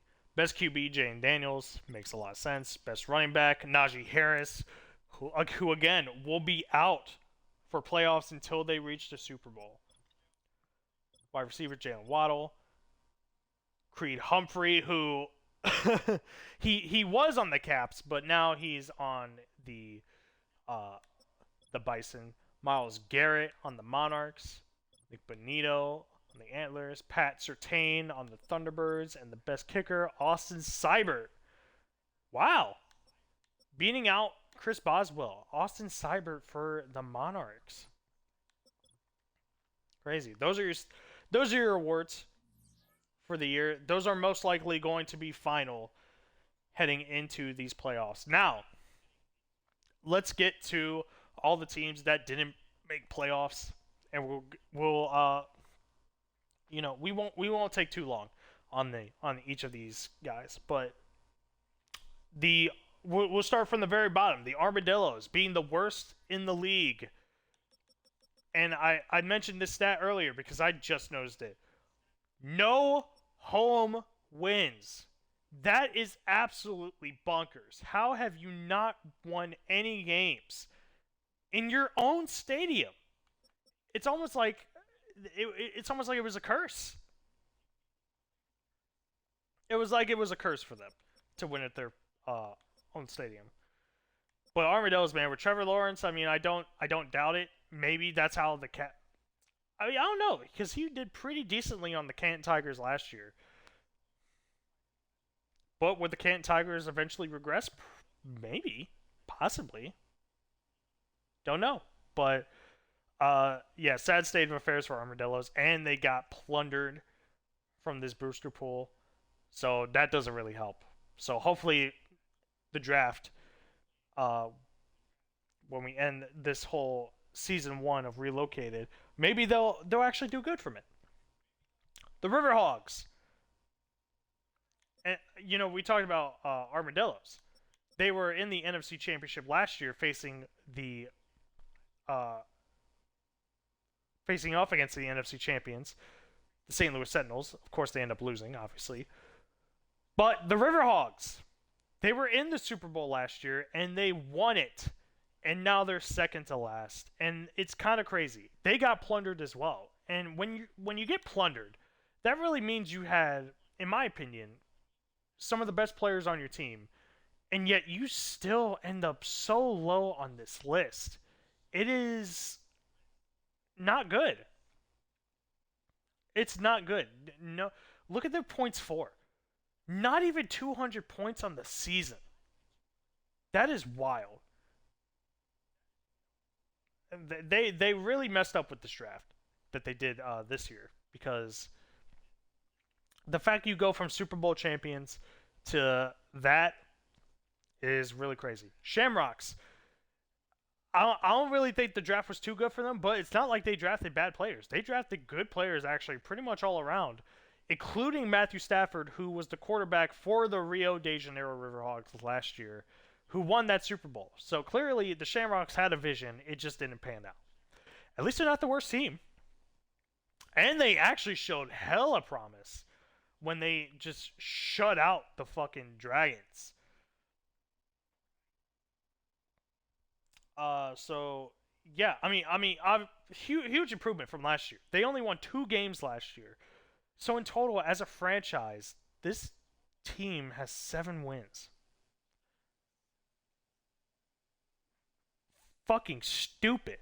It could go down as the worst franchise so far in the 2 sort of seasons of Relocated. But the Shamrocks, they tried. They tried. I mean, they did have a lot of close games. I'm not gonna lie, but they just didn't have that clutch factor. They couldn't win. They couldn't win. Therefore, they're at the bottom right here. Golden Eagles.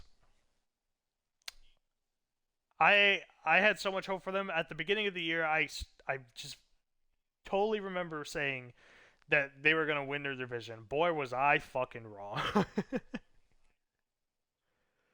Oh man, but they had the talent for sure.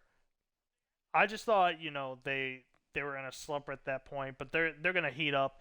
You know, Kyler Murray on the Condors last year, he was gonna really elevate this team, considering he made the divisional round last year with the Condors. But sadly, that didn't really happen at all. He probably got more touchdowns by himself than anyone on this team. So I don't know if that's more of a him problem or a team problem. Don't know. The Caps, they had a good couple games at the beginning and a good couple games close to the end. But, in my opinion, this was the worst team. The amount of turnovers that have happened with this team, the amount of pick sixes have really. I mean, if they just fixed any of that, they've reduced it by like 20. They would have stood a lot better chance in the league.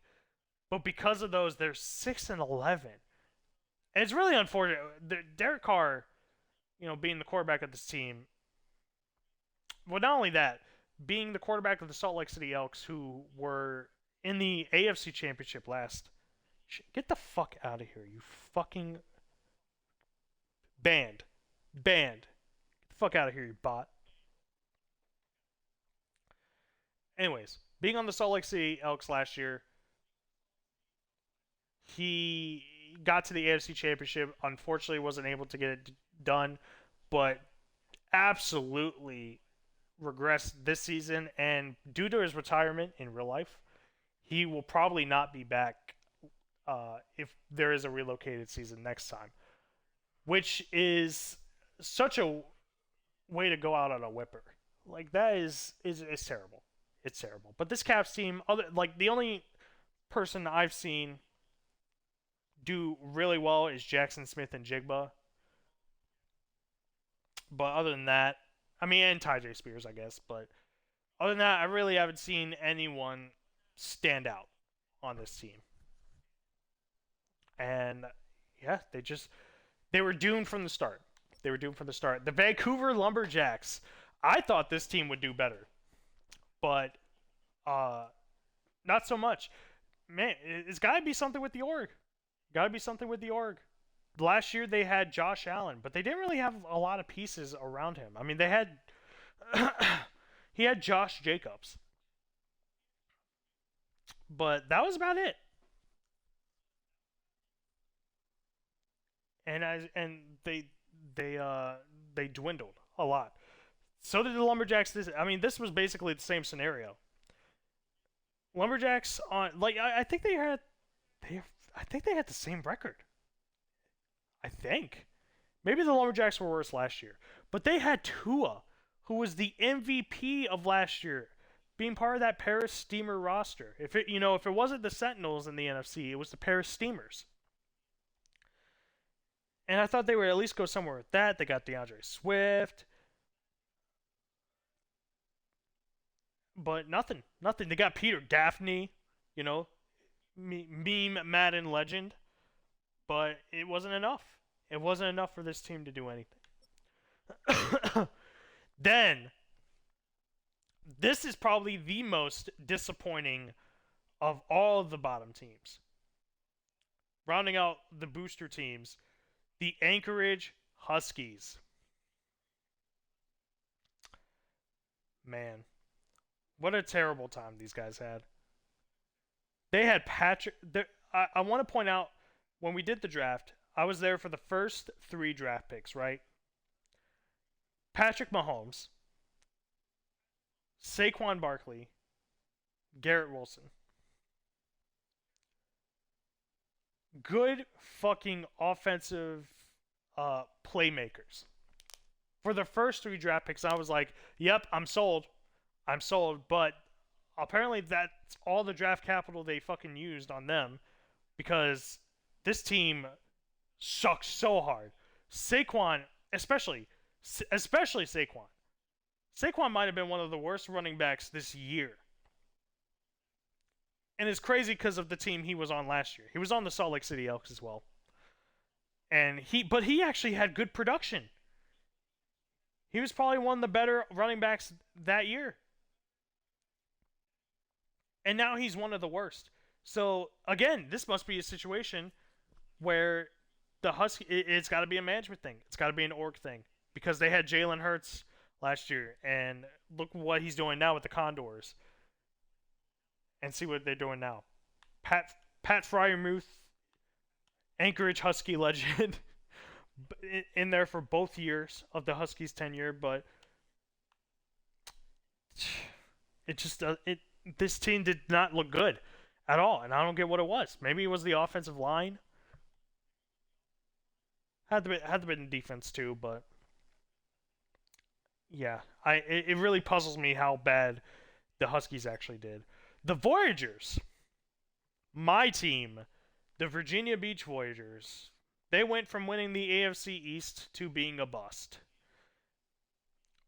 In reality, when I saw them draft Jordan Love, I thought it was a very interesting pick. Didn't say it was the best one, though. Jordan Love, huh? Jordan Love was proven to be a disappointment this year. I mean, they got some stuff going. They had some promise with Devon Achane and Malik Neighbors, but it never fucking panned out. Their defense was ass, but like they have more stars on defense than they do on offense. But yet, for some fucking reason, this team, I don't get it. I don't get it. I understand we have Gerard Mayo as a coach now instead of Peter Gaffney meeting legend, but but still, I just don't understand how they got so bad to a point. Like they lost to the Caps. I want you to point that out. I want to point that out. They lost to the Caps.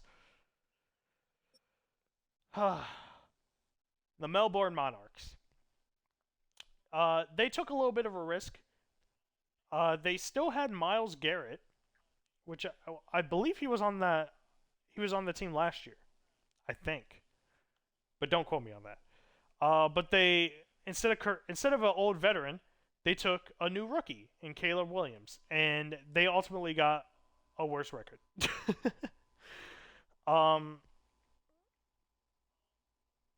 I mean, yeah, this team had some glimmers of hope, but ultimately nothing really too much. Devin Duvernay, now he was on the team 2 years in a row, and I feel like he had a better year this year than he did last year. I feel like he was the main vocal point of the wide receivers, which is not necessarily a good thing considering they had stuff.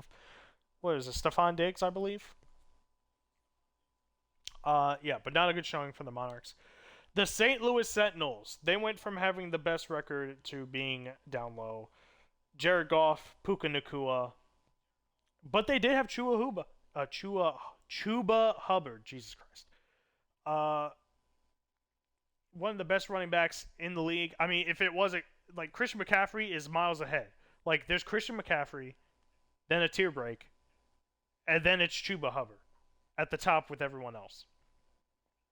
So their running game seems to be strong in the St. Louis org, but uh, offensively they just weren't good enough. They just weren't, and they weren't clutch enough. I think the defense tried everything they could, but at the end of the day, the Sentinels' offense was lacking in something, and I can't quite understand what. Maybe it was the playmaking. I mean, they did have a new head coach in place of Matt Eberflus. Now I get it's because it was real life, but he got fired in real life, so they had to replace him in game. But regardless, this team probably. I mean, I'm not saying they were going to be better, but they probably could have been, or at least like around the same level, or a little bit under it. But they didn't reach that out. They didn't reach that at all. They don't even have a positive record, so sucks for them. The Houston Oilers. I don't know if they have a worse record than they did last year, but this one is definitely more disappointing. At least with the Oilers last year, I can kind of see it. I could see it last year for sure with who they had as the stars. But they replaced Kenny Pickett with Joe Burrow. Joe Burrow. And they had Jahmyr Gibbs at running back, but they didn't have really any wide receivers. They had an awesome tight end as well, Trey McBride, but look at their offense. They scored offensively more than they got scored on, but it wasn't enough. It just wasn't enough. I think it really went downhill for the Oilers when they lost to the Tokyo Dragons in that huge comeback that they had. But it is what it is. Thankfully, they avoided the booster pool because I do believe there is a lot more talent on this team than this record shows. Desperados, I'm a little bit surprised on. Cause, I mean, they do have the talent, don't get me wrong, but I didn't think, they were going to be anything special. I mean, they kind of weren't, but I figured they'd be, way lower on the list. But 7-10 still pretty disappointing considering how good they were. I mean, they were pretty even in points. Like, look at this, 242, 246. So they were almost even with their points, but again, not really too great. Not really too great. Aviators. almost matched their record last season, and they made playoffs with that record. But this time, not enough. I mean, ultimately, I feel like it was kind of the same team. But maybe they were a little bit better offensively and probably the same defensively, but regardless, the record does not show it. Maybe just teams got better, like the Pioneers. But uh, maybe they will stop using the Will Levis project and actually go with a different QB next year if there is one. Um, and Terry McLaurin. But I don't know. Uh, Aviators did show some promise with Brian Thomas Jr. though. I believe if we when we saw that offensive rookie of the year, he was up there for the AFC. So yeah, not can't really say I'm too disappointed. I kind of figured Aviators would go down this road. I mean, they did have they did have a good win streak in the middle of the season, but uh, yeah, they just ended up kind of screwing the pooch on that. The Orlando Orbits. Ooh, let's talk about them. Josh Allen led with Cooper Kupp, Rome Odunze, who became a star this year, Juwan Jennings, Dallas Goedert. Offensively, this team is fucking killer. Defensively, I'm not so sure. But really, I can't even blame the defense on that because there were times where this team should have fucking won. But due to dumb coaching decisions, they lost games where they shouldn't have.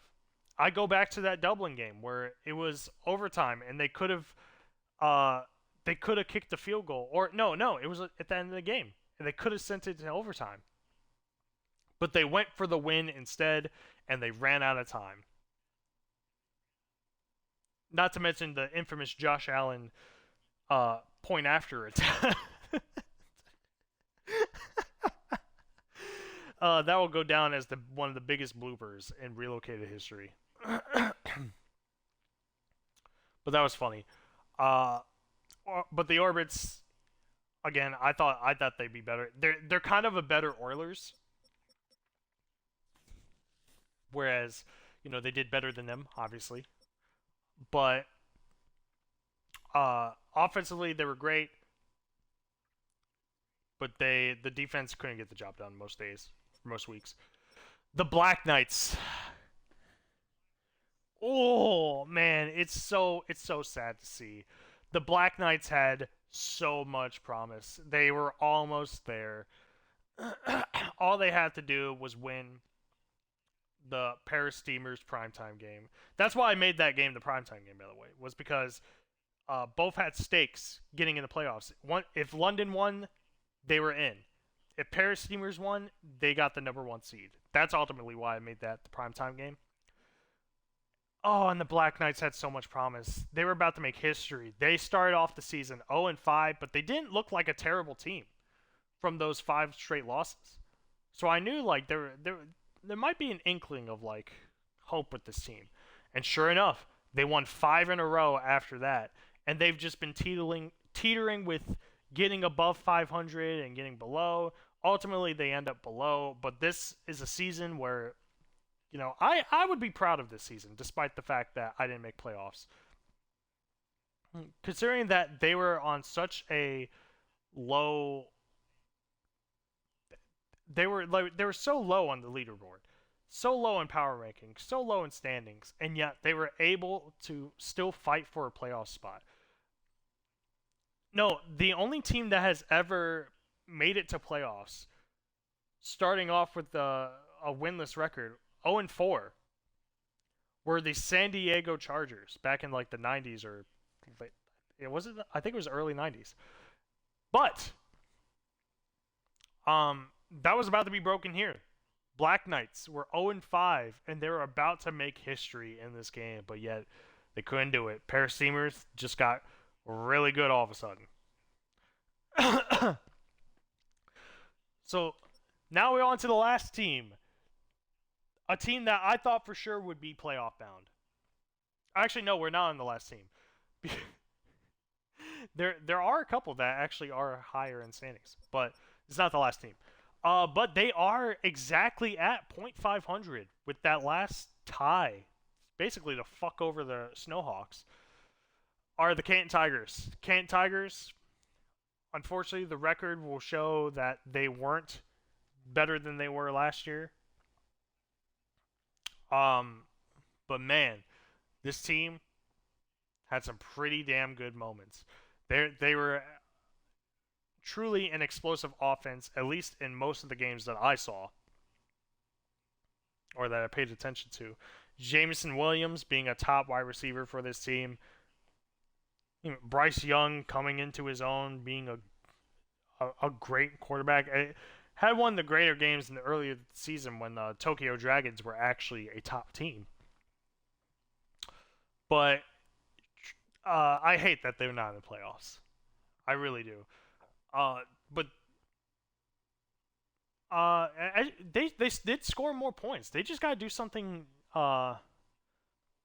Maybe it's got to be a better defense. I think it's the passing defense is what really needed to be improved on for this team. So yeah, Tigers. You know they have something to build on. They do have something to build on with this team. It's not like they had a losing record, but they didn't have a winning one either. So you just got to find a way to get to your winning ways. All right, these are playoff teams. The Snowhawks. Now, don't mind this X. Let me explain the X real quick.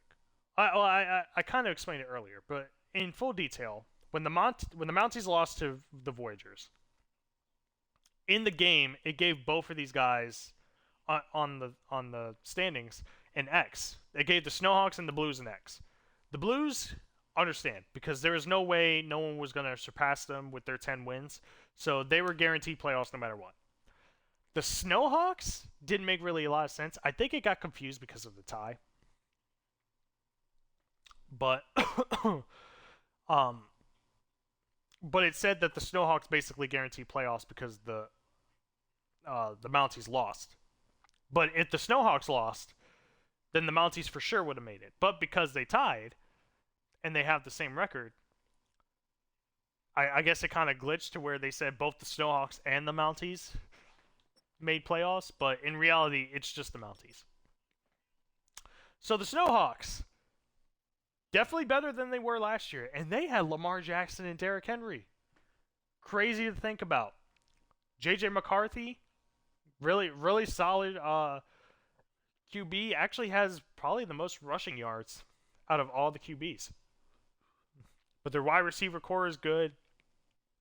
Kyron Williams, he kind of had a slump at the end of the season.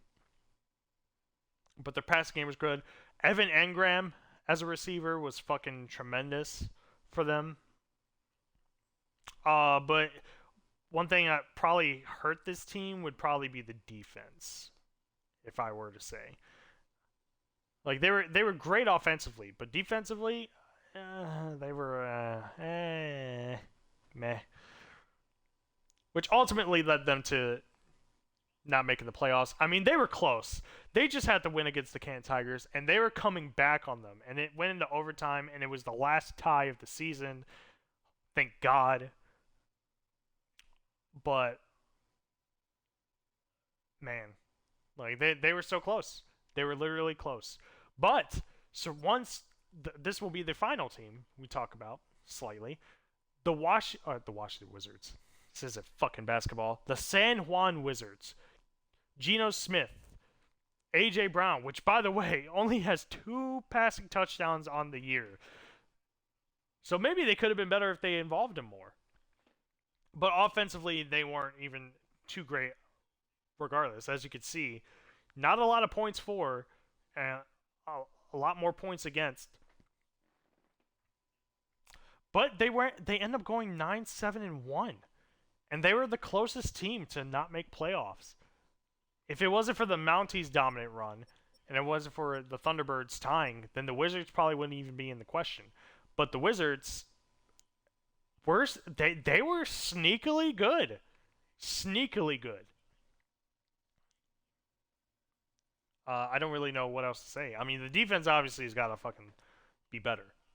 But uh, offensively, they weren't too much either. But yeah, it was. I mean, it was a good last ditch effort from them.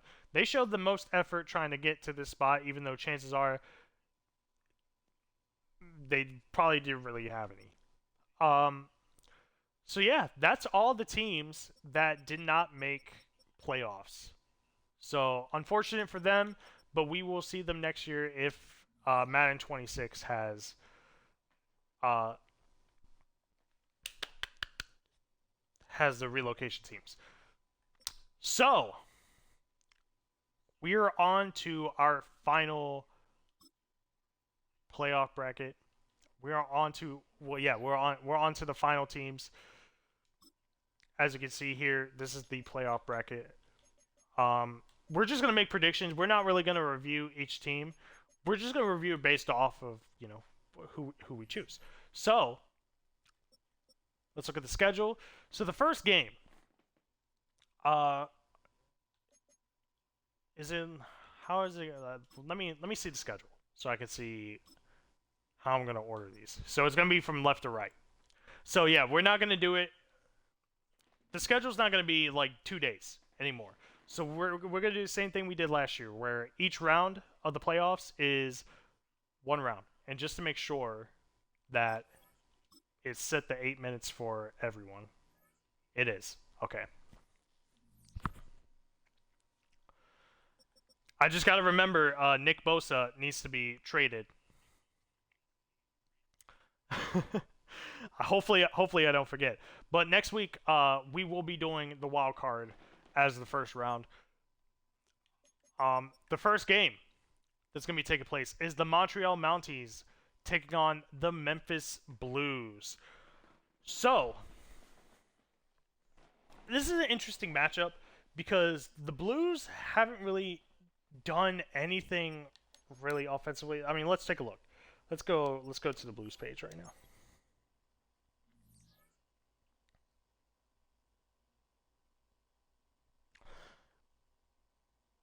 Yeah. So the Blues, offensively, passing wise, which is crazy because it's Dak Prescott. Passing wise, they haven't really done shit, and they don't really score a lot of points. But their defense is actually killer. They are the best passing defense in the league right now. But the worst rushing, which so this is kind of like a they kind of even out with each other. Wow, actually, they do even out with each other because as you can see, uh, Montreal Mounties they have the third best defense for rushing,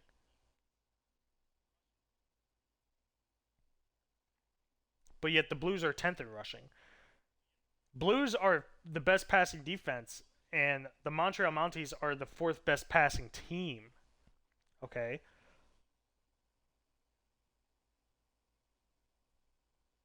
so really, if really looking at this, the Mounties need to work on their rushing. Not really their. Oh no, they do need to work on their rushing defense because it seems to be the strength of the Memphis Blues. But don't forget, like they do have some stars. They do have some star wide receivers on that team. They do got Rashee Rice. They got DJ Shark, who has done tremendous things for them. Um, who the fuck they else? They have one more. Who I'm forgetting who it is. Oh, Rashad Bateman. Oh yeah, Rashad Bateman, who was on the Sentinels last year. Uh, Rico Dowdle, not really too much of a thing now. He's not really contributed to the rushing as a lot. I think it's more so Dak and Kyle Jusick. Um, but now they have a tight end. One of the things I noticed when I was watching them is like who they're throwing it to their tight end, but who's that tight end? I don't really know who it is. But now they do. They do have a known tight end, and that is Travis Kelsey, who they just picked up in the booster pool. The Mounties, Mounties have kind of been struggling lately. I mean, obviously they've lost to the Virginia Beach Voyagers in a must-win situation. They lost to one of the worst teams in the league, so they've been kind of floundering, and they have offensive pieces like crazy. You know, they got Brock Bowers, C.D. Lamb. Um, Defensively, they have the best safeties probably in the league, as you could tell. Um, but their defensive passing hasn't been great. Like they just get passed on a lot, and it's something they really need to focus. I mean, they don't really need to focus on with this team because their passing is not great. It's I don't know. I don't know how they're gonna. I don't know how they're gonna do this. But this is probably the one I'm most like kind of iffy about because I don't really know. I don't really know who can win this. If I had to venture a guess, because the Memphis Blues can pull like I mean they don't really score too many points as you can tell, but they have done it before. But the Mounties also do it a lot. I mean they're fifth in scoring. Who do I pick here though? I think I'm going with the Mounties. I think I'm going for the Mounties in the upset. Oh yeah, this is also a former AFC East division rivalry because the Blues were on the Blues were in Brooklyn last year. But yeah, no, this would be very interesting to see uh, who wins this one. But I'm going with the Mounties. I think overall they have more explosive power than the Blues do. Um, Blues had the better defense, but I think the Mounties could overshadow that. I don't know. Again, this is it's so hard to determine. I think I'm going with the Mounties. The Mounties by a lot, but if I pick the Blues, they're not going to win by a lot. But I'm picking the Mounties. Next game, the Omaha Bulls versus the Oklahoma City Bison. The Bison, or the Bison, unfortunately, they played their last week hoping to get that number one seed, and they couldn't get it. Unfortunate. But they still got the number two. And they're facing off against, in my honest opinion, a pretty weak team. The Omaha Bulls just squeaked in with their win against the Huskies, but they only got a touchdown against them in a 7-3 victory. And it's not like they got in, but I'm not really impressed with the Bulls. I don't think they're really that great of a team as they imply. You know, congratulations on them to getting into playoffs. But it was a struggle. It was a struggle. They couldn't even beat their division leaders. They lost them twice, but even in like the game that they needed to win, they really they couldn't score anything offensively. So, uh I'm just looking at the stats here and I'm just looking at the huge discrepancy.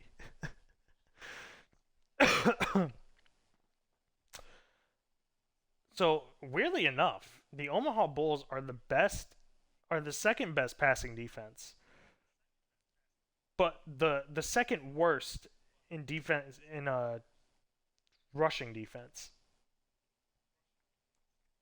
Meanwhile, the Bisons are the number one scoring team in the league, the second best passing,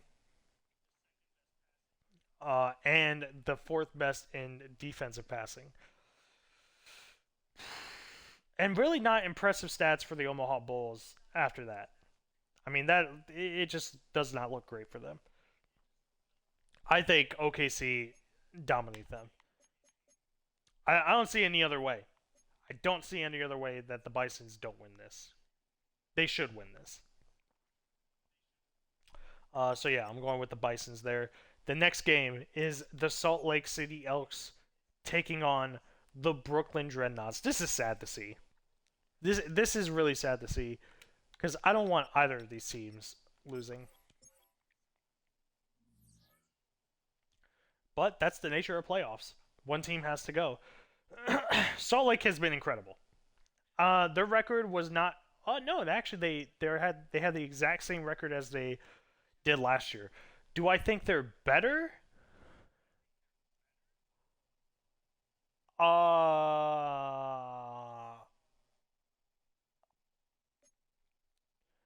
Possibly, but I mean, it really comes down to how they play in the playoffs.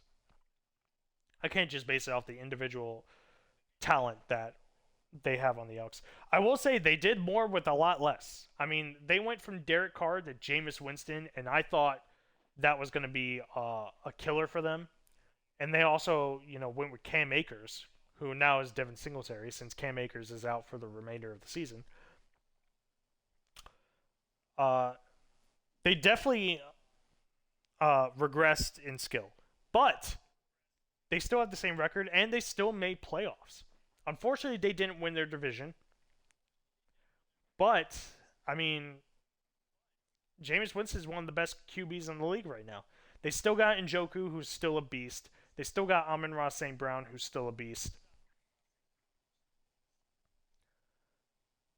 Um, but yeah, good on the Elks. The Brooklyn Dreadnoughts, it's funny because Baker Mayfield was on the Dreadnoughts team, except they were in Memphis last year. And they blew chunks. I believe they only got like 4 or 5 wins on the season. Terrible team. Terrible team. But he stuck with the Dreadnoughts going to Brooklyn, and maybe it was a change of scenery because now they're 11-6 with Baker Mayfield. Amari Cooper being a key wide receiver for them. I believe he has one of the most receptions in the league. Oh, but this is gonna be a good game though. I'm not gonna lie. Both are very good at the pass game. Brooklyn has the edge though in the rushing, and they do have the edge in defense. Not the passing defense though. Oh, actually, never mind. I mean, they do. Their rushing defense is pretty good, but their passing defense and their points against them slightly worse than the Elks. But they do have the better offense than the Elks, I will say. Better at passing, better at scoring, and better at rushing. So really, it just comes down to can Salt Lake City uh, up their game against these guys. Now, who do I think wins this? I don't like picking against any of these teams because I do like these teams, but I'm gonna go with the Brooklyn Dreadnoughts here. Overall, just looking at these stats right now, they are clearly the better team. Unfortunately for Salt Lake, but um, yeah, I think there's just overall the better team. I think they do get they do get the job done. Hopefully, it doesn't come down to a clutch situation because well, actually, it's been half and half, 50-50 with Brooklyn on whether they clutch games. Salt Lake City clutched a huge game against Blues, so it's really going to come down to that. But I'm going with Brooklyn for the win. Next up, the Tokyo Dragons versus the Portland Antlers. This is incredible. Well, well, it's incredible for one of these teams, but absolutely disappointing for the other. We'll go with the disappointing one first. The Tokyo Dragons. They start off 6-0 and they end up 10-7. Like that is depressing. That is depressing. They have shown signs of life. I mean, they have Mark Andrews, who's one of the better wide receivers in the game. Well, he's one of the better tight ends for sure. But I believe he has the second most receiving yards. Yeah, look at that. So he's a key part of the offense. But like the offensive game plan that they had has not been great for them. They are still third in the passing game and seventh in offensive points. But I'm looking at this defense here. Ick. This defense sucks. 32nd, the worst defensive passing team, and look at the stats of this team. Look at Portland. I mean, they're 16th in passing, which is kind of shocking. I figured they'd be better than that, but they're ninth in rushing and fourth in point in defensive points allowed. So that's pretty good for them. But talk about Portland. Portland, from the last Relocated review, I said I don't see them really making it. There's really no shot because by that point, the Nighthawks were up so much that I was like, for sure they're a lock to win the division. But I believe after that, the Nighthawks only won one game, and that was the game after that, and they lost so many in a row. And ever since that review, the Antlers have won out, including one against the Nighthawks, which ultimately led them to winning the division. Whew! That was wild. I mean, that was why that was the primetime game for the first day of the week. But good on Portland. Good on Portland. And, they have shown. I think they're looked down upon because of those ties, those two ties, which is ultimately why they're in that high position that they are. That's why they won the division. But I mean, I think they have gotten better. Offensively, they've shown a lot of looks. They show the Mike Evans look, a Drake London look, and defensively, Nick Bendino on this team has done stellar things. Which is why I think this is a mismatch. I think Portland are going to win, and not only win, but probably dominate Tokyo. Especially after the last game. Oh, week 18, Tokyo Dragons got dominated by Dublin. Of all teams, they got mollywopped by them. Really, really sad to see. But I think Portland take this one by a landslide. And hopefully they do. Next up, the Oakland Redwoods taking on the San Antonio Pioneers. Now, the Redwoods, they definitely do have the better team than they did last year. Record-wise, and I do believe skill-wise. They have the best running back in the league. As you can see, they have the best rushing game as well. I mean, you have Justin Fields at quarterback, and you have Christian McCaffrey. Like, how do you expect them not to be good at the rush? However, San Antonio, the 7th best rushing defense. So that would be very interesting to see. Their passing game, not really too great, but the passing game shouldn't be... You should sleep on it. Even though they're 31st, they have shown looks to, someone like Devontae Adams. I believe Tyler Lockett's on this team as well. This team is... Oh, no. Is he on? Yeah, Tyler Lockett. I think he's on the fucking team. But the Oakland Redwoods, they do have the best passing defense. Offensively, San Antonio really ain't all that, if we're being completely honest. It's really just their defense. I mean, they do have an MVP, probably winner on their team on defense. So it's going to be real interesting to see, is Oakland going to be fast enough to outrun Aiden Hutchinson? And will San Antonio's offense actually look good against probably a good defense? Not they don't really have a good rushing defense, but they also have Jordan Mason. So I don't know. I don't know what the game plan would be for San Antonio going into this match, but who do I pick to win? I'm gonna have to say the Redwoods.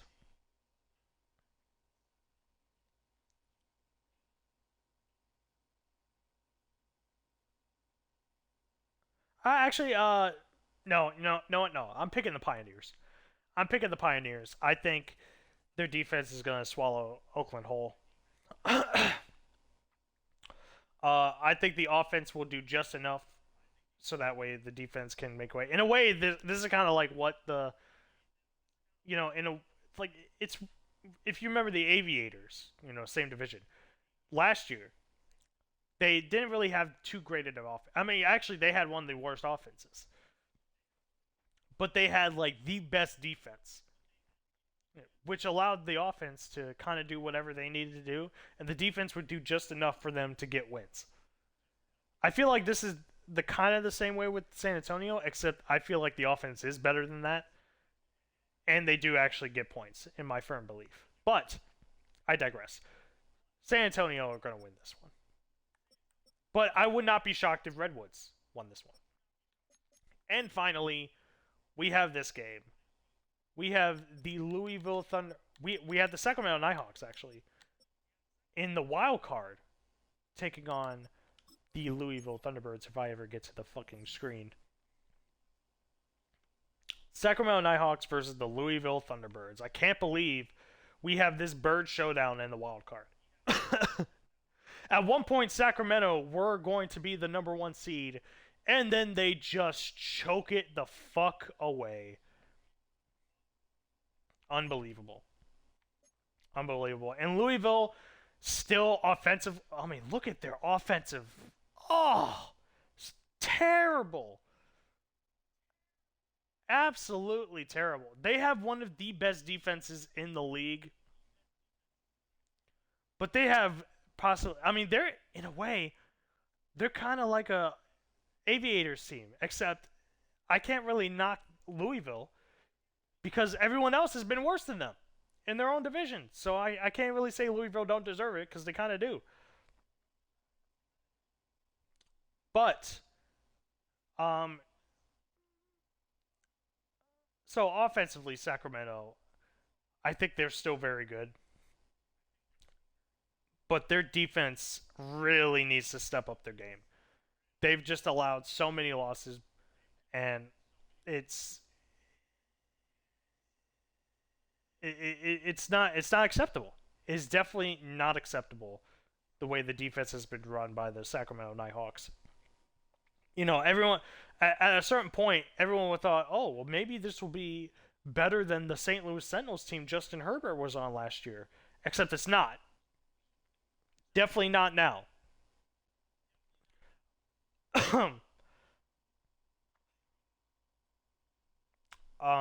But Louisville, it's really their defense has really just been carrying them in these games, even in the beginning of the season. Like you are the worst offense, passing wise, points wise. Your rushing game is okay, but this offense is terrible. But the defense is so stellar. It's unbelievable. 8.7 points per game. That is not a lot of points that they're allowing. That's a great fucking defense. And the passing game too. Oh my god. Their defense is actually stellar, but their offense can't really do shit. But this is Sacramento. One of the big reasons why Sacramento has failed is because of the turnovers by Justin Herbert. So I really don't know how they're going to fare with Louisville.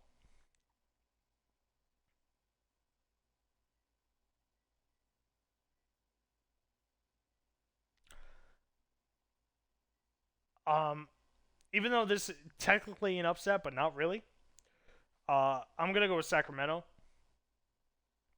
Just because I do think they are better than Louisville. They have an incredible defense, but I just don't think the offense does really anything to really just help the team. It's like a Louisville's like the Paul Skeens of Relocated, where the defense just does so much. They get, they don't allow them to get any real points. They're one of the best passing defensive teams. You know, they get the strikeouts they need. They don't really allow too many runs, but yet the offense does not score any points to help out my game. And therefore, we end up with the record we have now, which is 9-8. So, yeah. I'm going to go with the Nighthawks here. I think just overall they're just a better team. Defense sucks, but I really I think the Sacramento Nighthawks offense can really do something. And that's it. Those are my predictions for the wild card game. I will be there doing commentary for when it happens. It will probably happen Sunday. Sunday? Sunday. I will be doing the games Sunday. What happened to the stream? Oh, nothing happened to the stream. All right. Well, I will be doing the game Sunday. I will be commentating them. No Kate Scott. No Mike Tirico. No nothing. It will be just me. Good old Smiles. And yeah, I think we've. Oh yeah, let's look at the injury report. I mean, we already technically looked at the injury report, but let's look at who every team's missing because there are some key ones. Let's go in order. So the Antlers, they're missing Powers Johnson, but he'll probably be playing. Oh, he is on IR. I'll probably change that in the settings. But they're also missing Mackie Becton, but he'll be back next week if they make it. The Bisons missing Najee Harris for 3 weeks, so they will essentially be missing him until the Super Bowl, and he's a big part of their offense. So, can they do well against him? Can they get that far with him? Maybe. Who knows? The Blues, they're missing Caden Ellis. He'll be back next week though if they make it. The Bulls, they're going in healthy. The Condors, they're missing Jalen Phillips. He'll be basically out until Super Bowl time. I don't think it would make too much of a difference, though. The Dragons, they're going in healthy. The Elks, they're missing Jacob Phillips. I don't think that's really going to affect it. Still missing Cam Akers, but Devin Singletary's been more than good for them. Yeah, Cam Akers will be out for the remainder of the season, so who knows how that will go. The Nighthawks, they're missing Puna Ford and Trent Brown. One big defensive piece, but another offensive line piece that they really need. Hopefully it will be enough for the Nighthawks. Redwoods, they're going in healthy. The Steamers, they're missing DeMarcus Lawrence. He'll be out until the Super Bowl. And then the Thunderbirds, Khalil Mack, he'll be out until the conference championship. Oh, we missed the Dreadnoughts. That's who I was missing. The Dreadnoughts, they're missing Juju Brents. Okay, and Mekhi Blackman. Not really too big of a deal there.